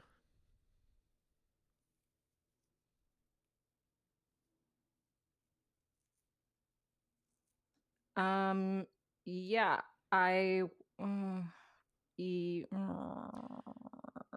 So if you tie him, it would be Marif sitting at 2 victories and you sitting at 0. Your team sitting at 0, but nobody would win yet. If you beat him, you'll secure 1 victory. Either way, we'll have to go to 1 more roll. If you can succeed with style and you really dump in the fate points, we're at 2 victories for Marif and 2 victories for the hands team, for your team, but then we're still gonna have to go to 1 more roll. So just consider that. I think we gotta go for it because we're essentially choosing right now to do something instead of a long drawn out battle with him, right? Yeah. I think the battle's probably going to happen as well. Yeah, but I feel like the battle would ultimately use way more fate points, and so I feel like it's better just to go for it right now. I don't trust you. Damn. Okay, I'm gonna do what I want, which is that. Yeah. So I will tag my determination to restore balance. Okay. And I mean, can you keep adding your own fate points if it's not something that is like it's a notice roll? So like, are you gonna keep doing that? If I would have to spend another fate and have to tag a different aspect. So if I have another aspect that makes sense, I could.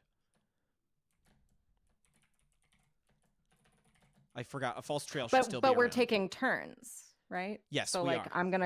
I'm gonna use my free invoke to get to 6. Yep. Okay. So I will get rid of the free invoke there, but the determination to restore balance stays. So you could still use fate points to tag that, right? Yeah. So you're at 6, right? So now I will stay. I won't spend any more fate. I don't have any other aspects that can apply. You can now choose to spend 1 more fate point to get it above to a success, or you can leave it at the tie.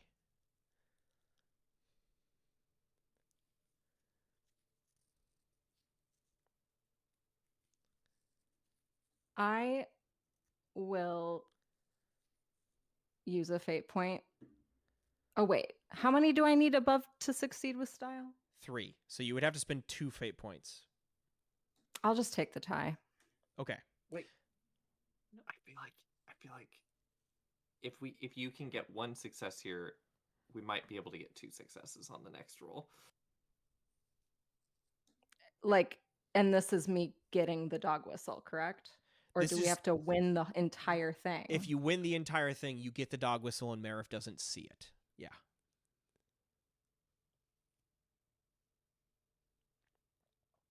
But I could get the dog whistle and he would know. That's possible, but So the really so winning the challenge is far more important than me winning this stealth move. yes, but winning this stealth move will get you closer to winning the challenge.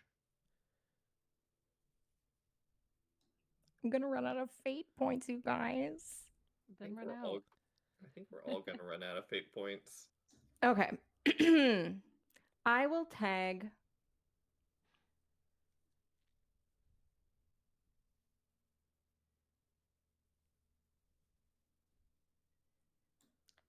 my high concept because I need this item to have the power over life and death. Okay, sure. I'll take that. Kick it up to 8. All right. So that's 1 victory for you and 2 victories for Marith. So Lily, you go in there, you're going to grab the dog whistle, and then you notice that it's done around Marith's neck by a clasp. And the clasp on the back of his neck looks rather complicated as you see him like leaning forward, like grinning at Felicity over the cards. The clasp on the back of his neck looks rather complicated, and you're like, oh, I can't get out on this pass. I'm going to have to pass again and cut it, right? I'm going to have to pass again and like either try to cut the chain or like figure out some way to quickly get that off. I'm going to have to study the clasp. So you can't get it on this pass, but you get closer to getting it. All right, next round. Who's making the roll against Marif? Does anybody want to try to create advantages? What are we doing? Okay. And Lily could go in again, right? And try to like go for it this time. Can I just be like hanging out in the back? Yes, that's exactly Looking what over you're, this clasp at this time? Okay. That's exactly what you're doing. And then the next roll, if you go for it again, is like, all right, now I know how to undo it. I only have 2 fate points left. Okay, I should probably do the roll, and I'm trying to think of what to do though. I've got, let's see, what could I do to Could join the game. to become a 3rd player in the game? Yeah, you could.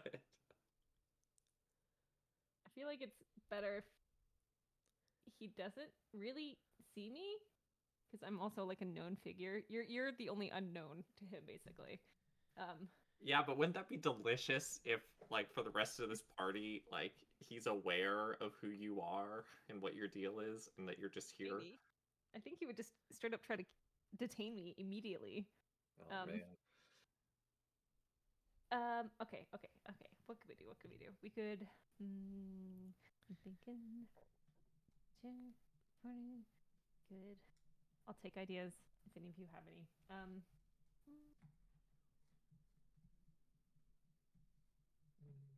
I'm thinking. I'm looking at your character sheet. Maybe try to think of where Marith might be weak. What sort of things could you roll against Marith that he might not be prepared to defend against? He's a tough guy. Seduce him. And he's paranoid as hell. What sort of stuff doesn't a person like that defend well against? You could start reading from some, like, arcane book to distract him. That'd be so silly.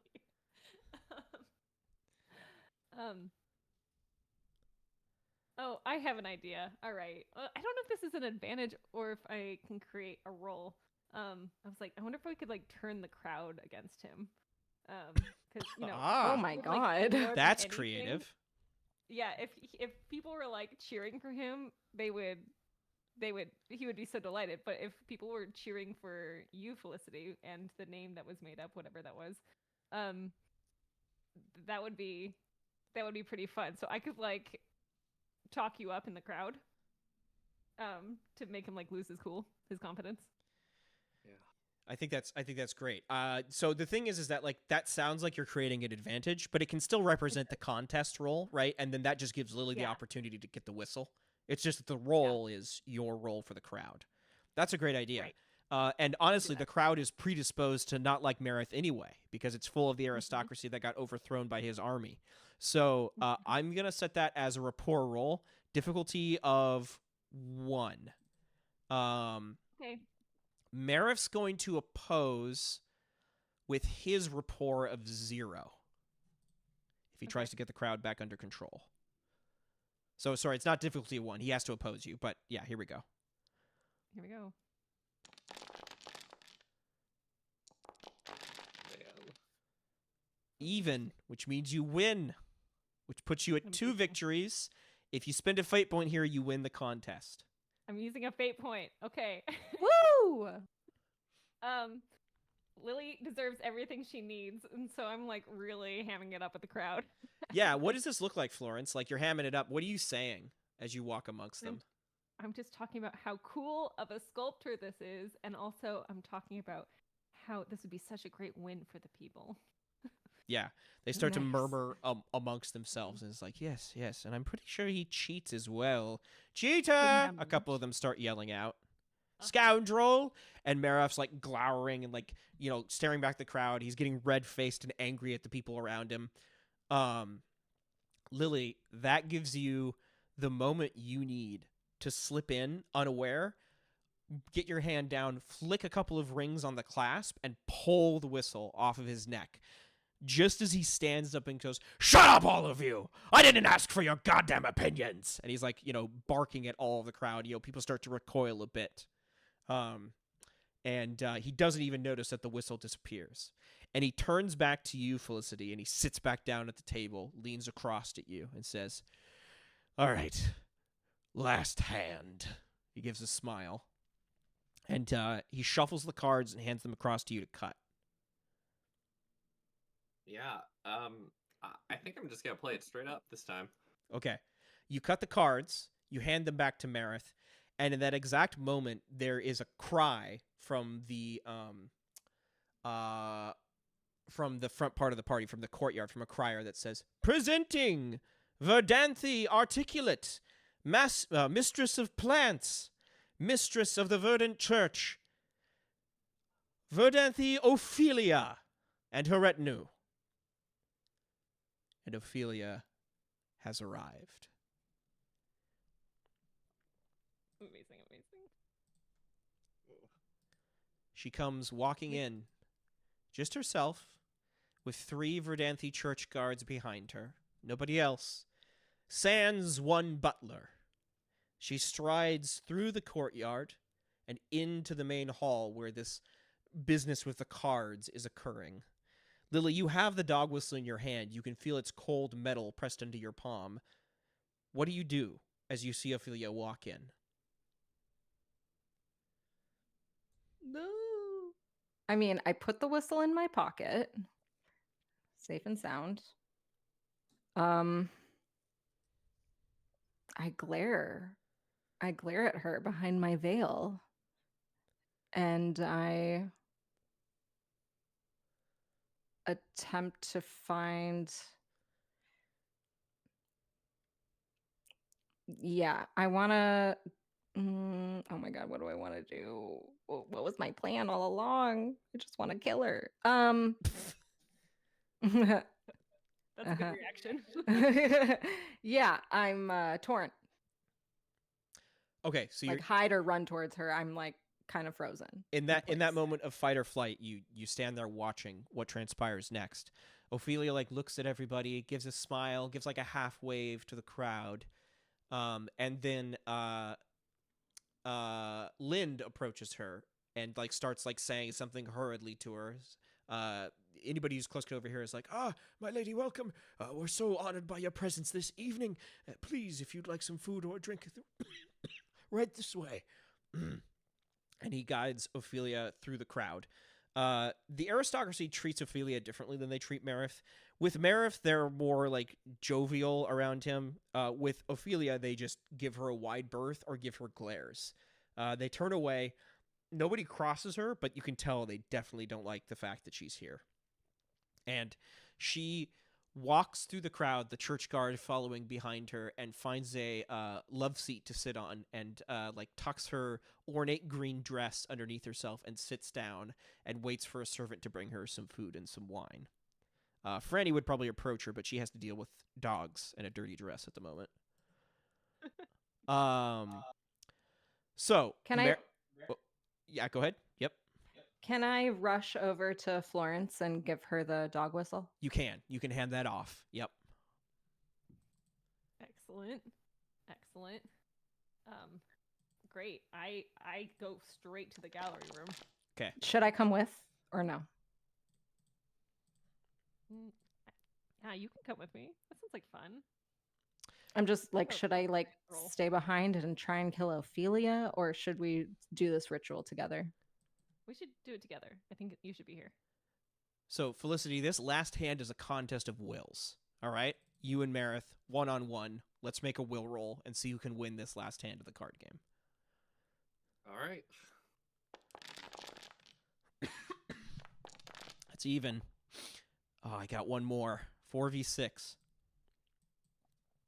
Well. Ah! Yep, go ahead. And I think I simply, I say, well, let's just make sure I get to my appointment, and I pull down my turtleneck. Ah, okay. Yep, Marif stands up and goes, "Ha ha! Ha! Straight. You lose." And he pulls a knife out of his pocket and like makes his way over to you and says, "When you come back, please let me know your best ideas for the sculpture." And Urza's like looking at you like with a like intense eye. He's like, "Is this the moment?" Like he's like asking you. Okay, here, I have a question. Uh-huh. Because gosh, this all sounds cool and all, but hey, the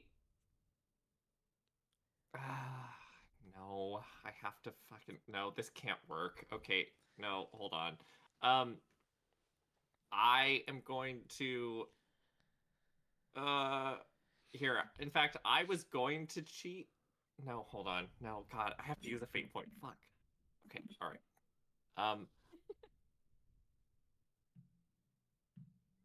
I'm gonna tag lucky to a fault, which I think makes sense. I'm gonna give myself +2 because we are going to tie. Okay. Okay, so you're not taking the failure here. Okay. No. Okay. A tie. A tie in a game which has to have one complete answer. To what offer can I give that? I think I just have to pull my ripcord early then. So, Marith and you both lay down your hands, right? You spend the fate point. What are you wanting to happen here? Do you have any ideas? I guess I want both of us to have our own sensual evening of throat knife plunging with Gotcha. Yep. It's impossible to tie at the card game you're playing, right? There's always one clear winner. But as Marith lays the cards down and shows the winning hand and makes his way over to you, he stops for a moment and then grabs at his stomach, looks down at the knife he's holding and says, looks around at the aristocracy. You can see beads of sweat starting to form on his forehead. Urza gives him a questioning look. Yeah, he's panting heavily. Guards! Where are my guards? And he rushes off from the table into the party. Oh, With a tie. poison indeed. Wow.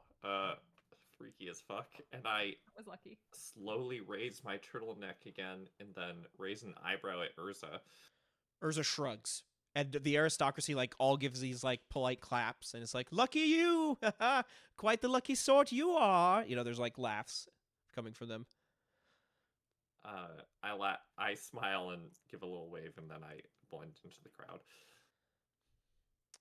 crowd. Okay, so Florence and Lily, you're both inside the gallery room. In fact, so you make your way over there, and as you'll remember, Florence, it's locked. But as you get over to the gallery room, you see the door is partially open, and you walk in to find Franny finishing changing into a brand new gown, which looks exactly the same as the last one. The colors are just reversed. She says, Oh my God. I always have to have a spare, she says.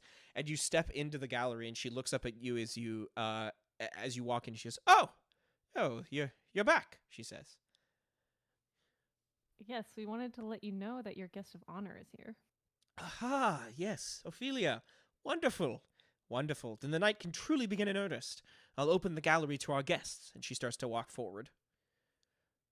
Will you give us 10 minutes? She pauses. Oh, I suppose. Why would you need that? I want to make sure that everything is truly set up right. I see. This is such a momentous moment. I see, she says. She peers at you curiously.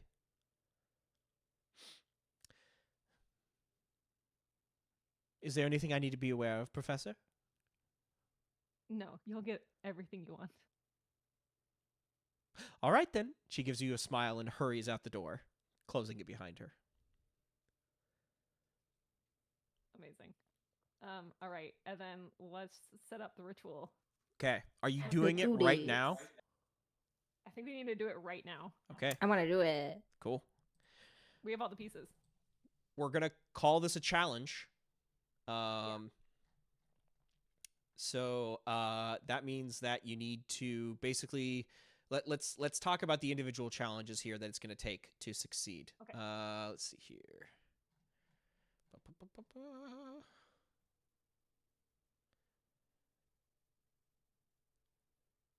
Okay, cool.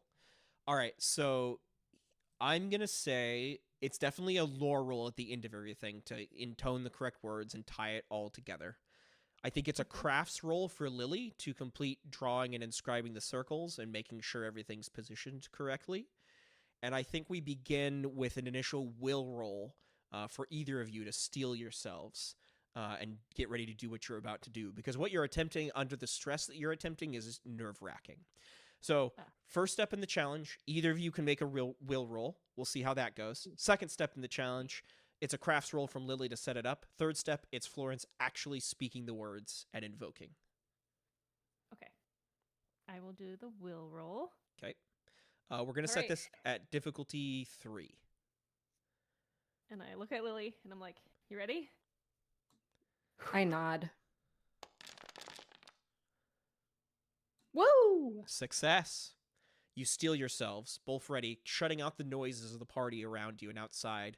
The fireworks and the explosions seem to dim. The chattering of the aristocracy falls away. There's a deathly silence that enters into the gallery. Even Esther's prominent visages don't disturb it.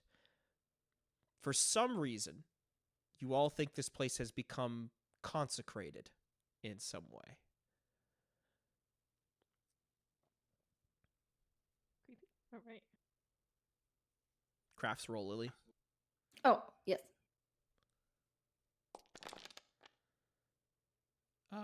Sorry. I was going to say difficulty 2 there. So we're 1 away. I will tag that I am an herbologist apprentice because I was Ophelia's apprentice. Mm-hmm. All right. And I should know how to do this. Okay. I mean, I think it makes sense that, like, with your background there, with your background studying with Florence, that makes sense. So that will kick it up, and that will make it a success. All right, Florence. The final big lore roll. Truly a Herculean effort to perform this. Difficulty 8. All right. Oh man. Here we go. All right. And then I'm gonna use my boost of my understanding of repairing the verdant. Okay, that's gone. So that's 7, and then I'm using my the invoke, one of my invokes for well practice in repairing. Okay. And that would kick you up to 9. You sure you don't want to blow both of them and succeed with style? No. Might as well. Yeah. Woo! Where else does that aspect get used? Okay. Mm-hmm. We're just gonna let's see. That's an 11 over the 8. A success with style. There's a calm that falls over the both of you as you've gathered these 6 items in the order that they should be. The bird flaps about nervously here, but it stays calm and rested, almost as if it knows it's going home. There is a light that begins to emit from each of the objects, from the different pieces of the mobile of Enoch's broken staff, from the tattered remains of Catherine's cloak that are draped across Esther's fabric form, from the potpourri box, from the white vial that you set down, from the bird, and from the dog whistle, which seems to have actually been the verdant item, not the relic. Lucky you. There's a glimmer that occurs as these lights coalesce into a single shimmering white light in the middle of them all. And then that light stretches out into a thin line, vertical, at least 6 feet in height. Then it grows to 10, 12, 11 feet, 15 feet from floor to ceiling in the gallery, a single line of white light that descends downward and cuts a thin slice through the air. And then there's a creaking noise, like the groaning of an old set of stone double doors being wrenched open. And the scene in front of you, the air, the image of the gallery, everything itself distorts and bends as if it was the surface of doors that are being pushed forth. The light spills out ever more into the gallery itself, and there are flashes of green that reverberate off the walls. I need both of you to give me will rolls of difficulty 4.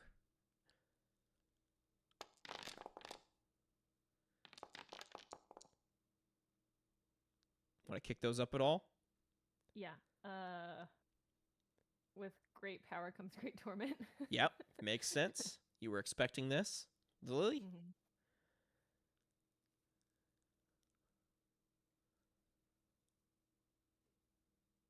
Wendy, you there? I forgot I was on push to talk. So sorry. I tagged my high concept. Yep, makes sense. Okay, you both feel yourselves start to be fascinated by this light. A sort of stupefaction starts to come over you.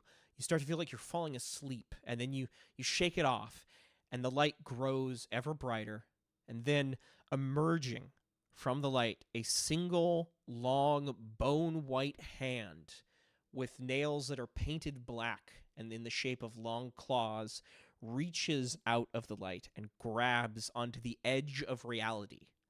Another hand emerges as well and grabs onto the other side. And then slowly in front of you, pulling its way out of this fissure in time and space, there is a large white, a large head of like a woman that emerges through with white hair streaming off of her face and 2 massive deer antlers jutting out to either side. She's wearing a mask, so you can't see her face, and the mask has a very bland expression. It's just like a white mask with 2 eye slits and a mouth slit. She pulls her way out into this reality, naked with completely moon-white flesh. You can see she has 6 arms as she makes her way out and stands there in front of you. The pure, radiant glory of this thing, the the unknowable feeling that comes of being in a presence of such a powerful being overwhelms the both of you, and you both get knocked to your knees. You can barely stand up. You feel yourselves quivering. You feel like you're not in Franny's manse anymore. You're in a different space and time, and somewhere off in the distance you hear bells ringing.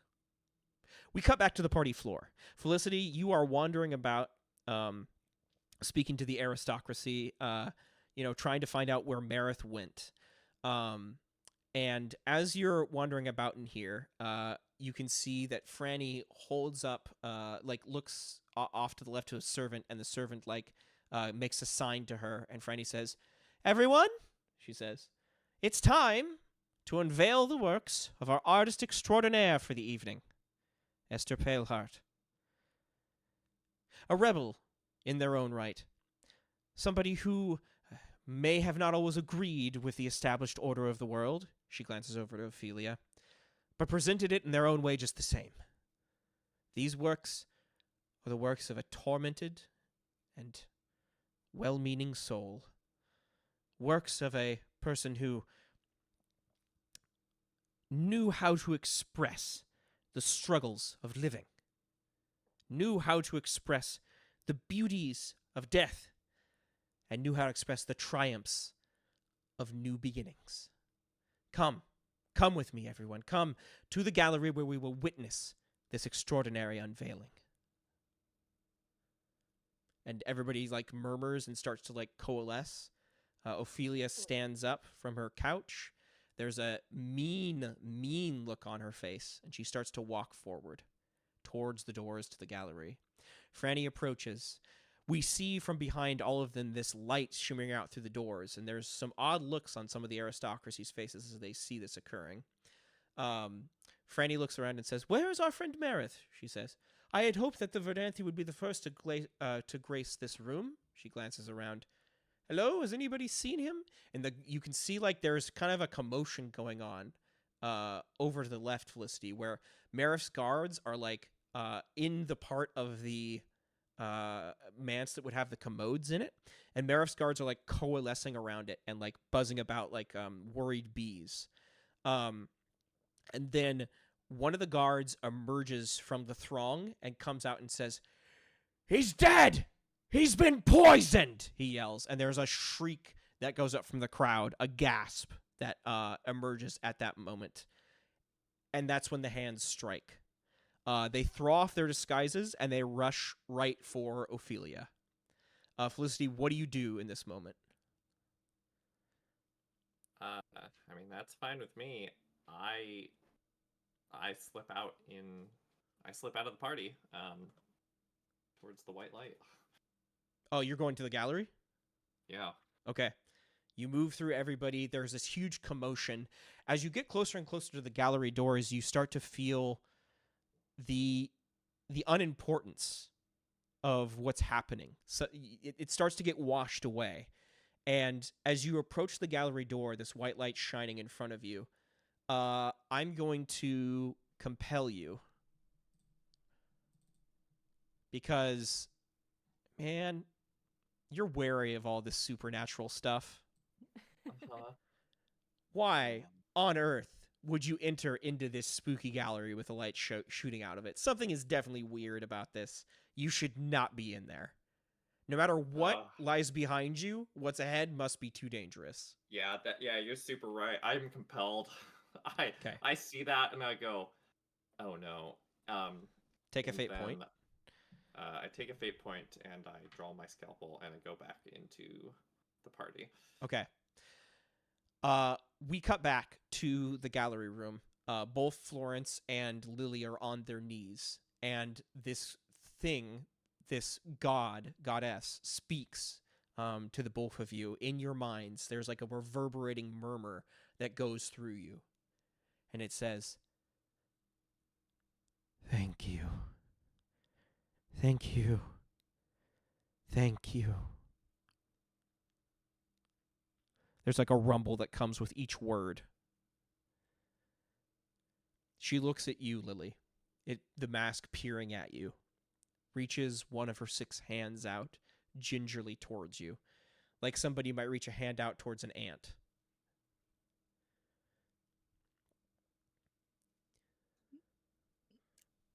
I take the hand. Your hand is barely large enough to get around her finger. You reach out, you wrap your hand around her finger. There's immediately like this electric spark that shoots through you, a sense of pure joy, a sense of things being put back together, a sense of something right.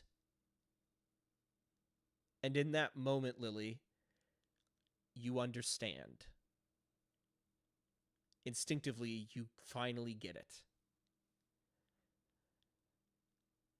The Verdant and Death were always, have always been one God. There's no separation. It was one being, and through your mind rushing, you see a scene from hundreds of years ago in that same stone temple where you saw Catherine crawling out of the ground. You see a group of Yatharans invoking and embarking on a trip to a gleaming, glittering realm with trees and various vegetation, everything intertwined and wrapped around each other. You see them wielding wicked scalpel-like blades, crafted in the same sense of the scalpel that Felicity now wields. And you understand. They did it. So long ago, the Verdant and Death used to be one thing and one thing itself. And they separated the entity into two distinct things and created Lacuna all those years back. The Verdant has all of the pieces of itself reconstituted to this form, and it needs one more. It needs you. And if you were to give yourself over to it right now, you would heal a wound that is over 1,000 years old. But it would mean the death of you. It would mean the end of you as you know it.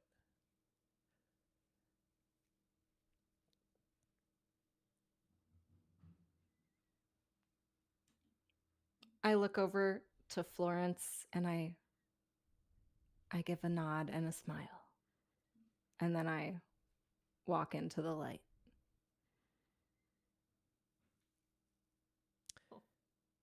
Florence, what do you do? Because in this moment, through your mind, you also understand. It becomes instinctual. It all makes sense finally, things clicking into place. But Lily's going to go. Are you okay with that? Could you lose another person? Can I compel Florence? You can, yeah. How do you feel about this, Florence?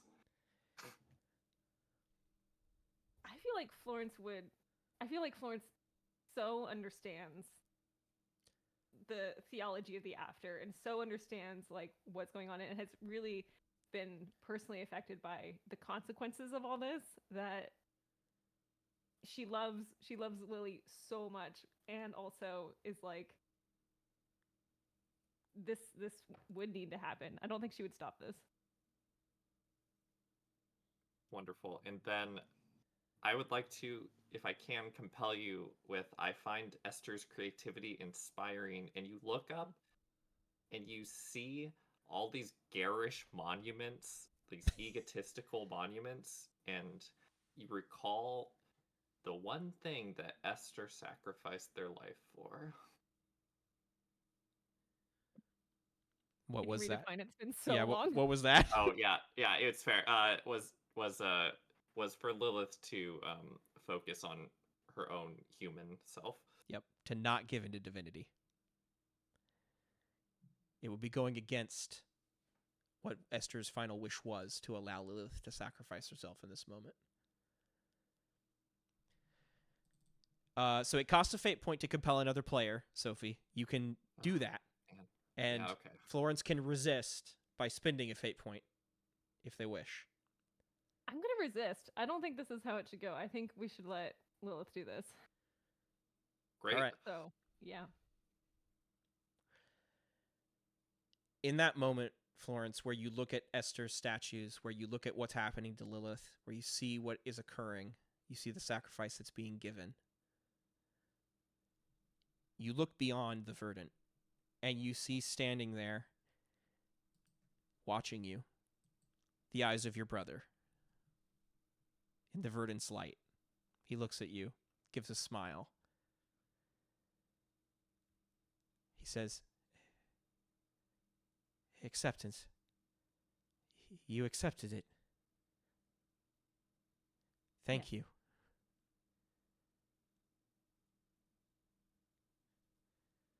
And she starts crying because this is a lot. Tears running down your face. Lily, you feel yourself be wrapped in an embrace of 6 different arms at once. And there's a great sigh that occurs as you cease to sense things as a teenage girl. You instead are teleported, your consciousness is teleported across time and space. It expands wide into this understanding of who you are and what you were. And you come to the realization of your old body, right? Your body when you were a priestess of the Verdant, before Lacuna's agent killed you, before Yosef killed you, before any of this happened.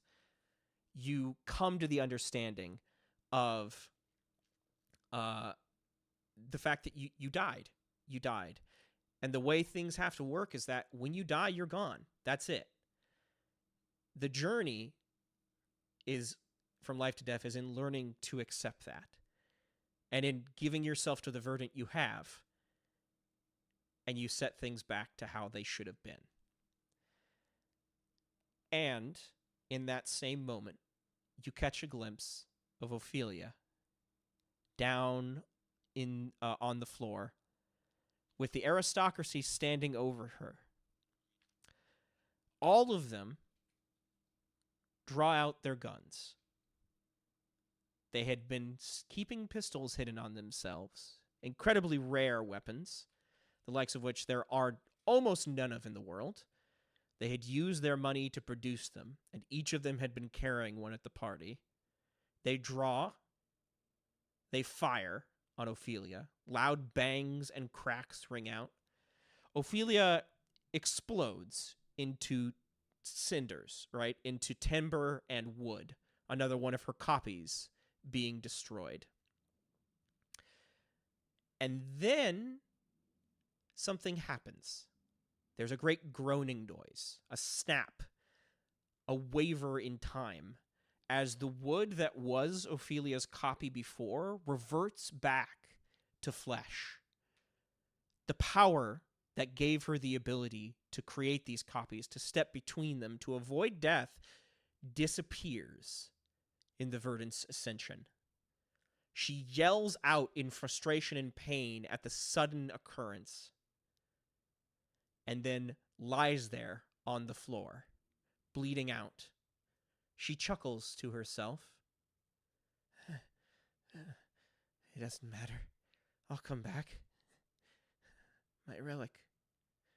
My relic. And she reaches a hand out. Lily, your consciousness coalesces and brings you here in this moment. You stand there facing Ophelia, the two of you looking off at each other, looking off between each other. A white ghost that you are, standing there in the ballroom with Ophelia looking up at you off on the floor. She reaches a hand up to you, begging for salvation. Bring me back, she says. Bring me back my relic, please.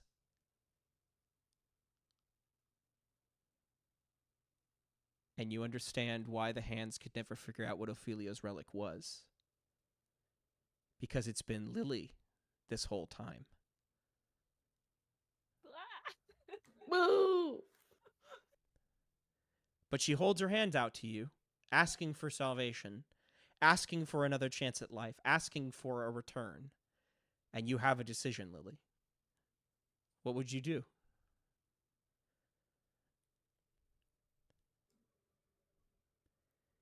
In the new world, the dead don't come back.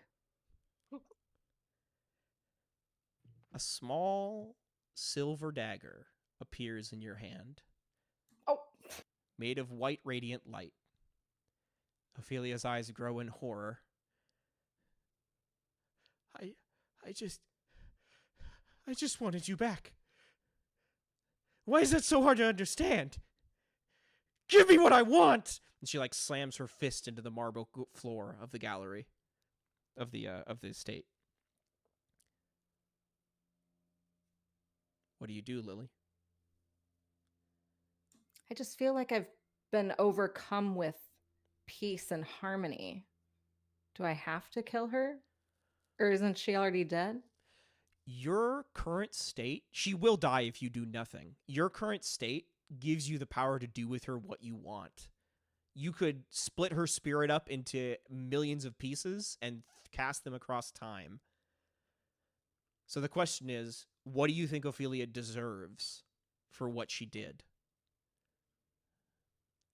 I'm just gonna turn my back on her and not look at her or say anything. Okay? You turn around. The grudge dies in you, the fire disappearing. You hear Ophelia yell out in frustration, a final gasping utterance, as she and Lacuna fall away. And there, on the floor of Franny's manse, she dies, bleeding out.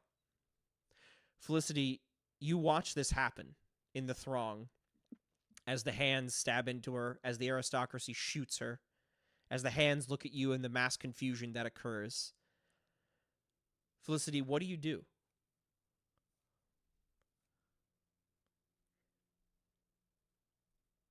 What's your first instinct? I think Urza is probably looking at Felicity, and at this time, what he sees is me holding the scalpel, and I grip it tightly.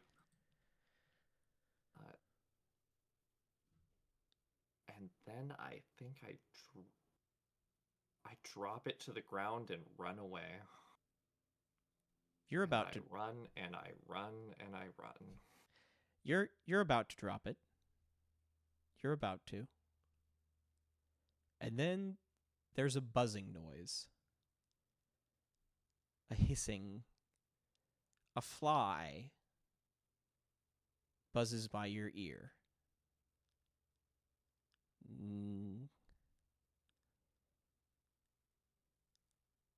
It's still weak. You could cut the cord. Send it back to where it came from. It buzzes around you. And you could have anything you wanted if you did that with the tool you have. You could put the world back to how it was before everything transpired. Desperation in this small creature's voice. Please. It doesn't have to be this way.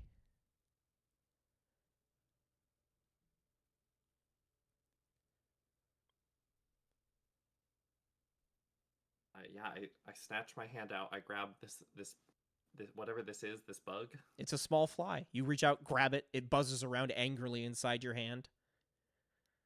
I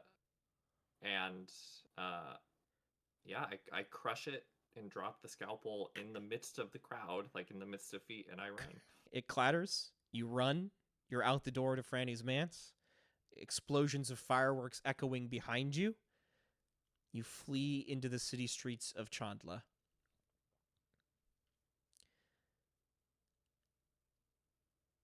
We pull away from the manse. We cut back to Hotel Julia as we watch a battered and broken Arazi, several sword cuts across their chest and bleeding from an arm, struggle out of Hotel Julia with Joel on their shoulder as they exit. They walk out, panting heavily to each other. They look up at the spires of Chandla, at the ghosts that hang around the rods, and they watch in amazement as one by one each of the ghosts begins to disappear. A great sigh escapes all of them. The rain that constantly falls in Chandla slowly dies and stops, and fresh light beams down through the clouds onto the city streets. People come out of their homes, window shades unroll, doors open. They look around, their eyes blinded by the light.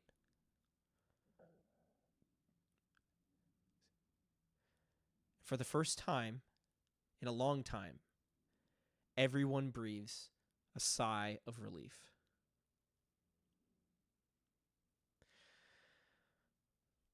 So, there are a lot of questions that we can answer about epilogues here. There are a lot of things we could say. In my goal to wrap this thing up in 3 hours, we don't have the time to get to them. And since it's our last session, we got to accelerate things. But if there's anything that you three want to make clear that occurs after all of this is over, Lily, you included, like if there's something more you want to know about your current form, all that stuff, let's do it. Give me the scenes. You folks wrap it up. Okay, wait. Can we start with me? Yeah, Um, yeah. Let's do. I feel like is Florence capable of completing her promise to Franny to take her to the afterlife? Yes, you can use the right of routes and bring her there. Yes, you can. Great. So I think that's where we should leave them. We should do that. Yeah, the one thing that like occurs, or do you want to play out the scene, or do you just want to say that's what happens? That's just what happens. Okay. So the one thing that occurs is when you open the door, like it no longer something's changed. Like it no longer requires sacrifices to do so, and the door on the other side is like it's no longer ashen and gray and worn down. It's a verdant green forest with like rosewood trees growing all through it and bubbling Oh, wow. brooks running everywhere. The very afterlife has changed as things were put back to how they should have been. Oh, cute. All right. What about Lilith and Felicity? Do you guys have anything, or are we calling it? I have a quick thing. Yeah. I think Felicity eventually finds Arazi and Joel, Mm-hmm. and spends an amount of time in some far off, I don't know, like abandoned home or something like that, nursing the two of them back to health. And I think for some time it seems as though maybe Felicity is regaining strength and confidence after being so thoroughly shaken. And they go for years this way, and all seems well until suddenly everything is worse. And in her dreams, Felicity can do nothing else but see the nightmarish figure that is Oblivion that she saw once before. Mm-hmm. And she never truly recovers. That's sad. Oh, Yeah. I half expected you to like die. I mean, Urza obviously rises to prominence and power in the wake of the Verdanthi falling away. He takes over Marith's army. The aristocracy positions him in a place of, quite a lot of power. And he uses the scalpel to its full effect to keep the Verdanthi Church under lock and key, right? He doesn't fully understand all of its abilities, but he studies it. Hey, who knows?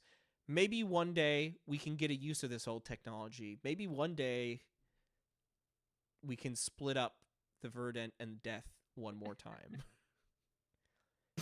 Because it's not gone. That's for sure. I just spend the rest of my days not having days because time is infinite and I am all knowing. And I watch over Florence. Yeah. Aw, cute. What happens to the Hands of Death?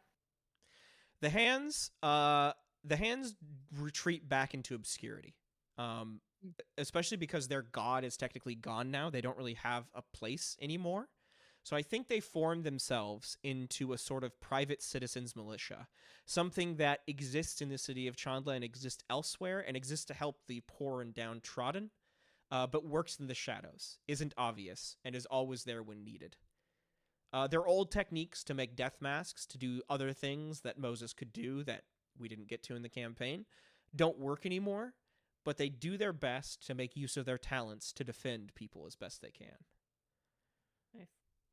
I can't believe we got the good ending. Yeah, I mean, Wow. putting the Verdant back together, is that. Yep, that's true.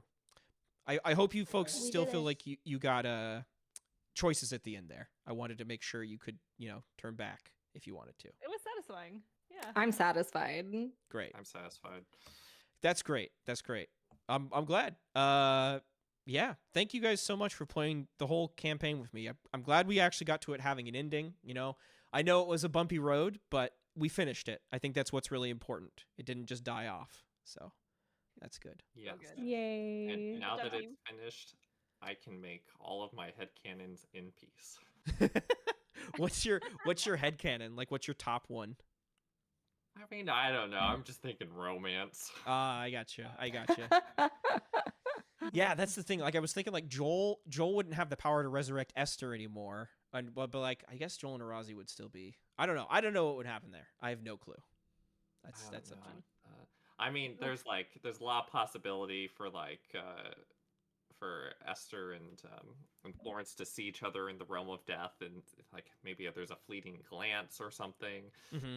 or Wait, was there always tension there and I just missed it?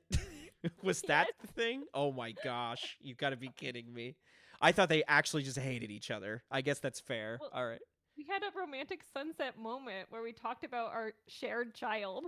Yeah, but I thought that was more like a parental, we're both in this together sort of thing, not like a romantic like. you know, like a parental thing that two people who like Okay. don't love each other. Oh, okay. But I didn't know that I don't know. I guess I always assumed that like Esther would be like so repulsed.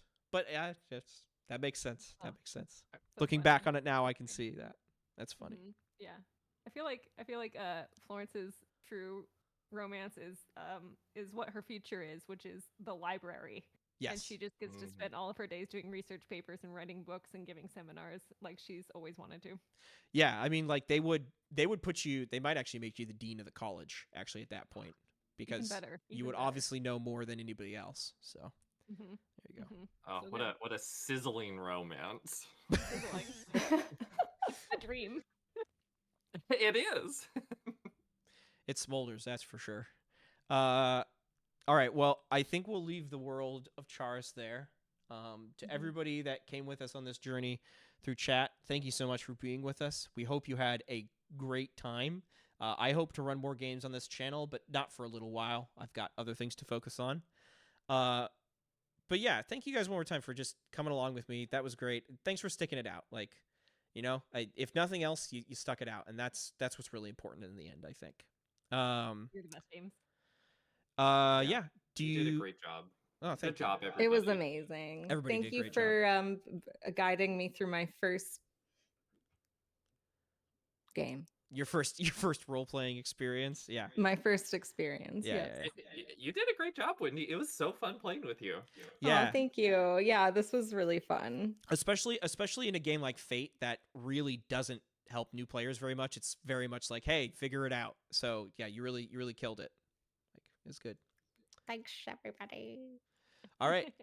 One more time. Do my players have anything they want to shout out as we end here? Hands. Oh, Oh, Death. I was waiting for Steph to finish it. No, I said of also. both said Oh, we can't- of. Okay. No, go ahead. Say it again. Wendy. Hands. Of. Yes, that's right. All right. All right. Thanks so much, Toodaloo. everybody. Bye-bye. bye.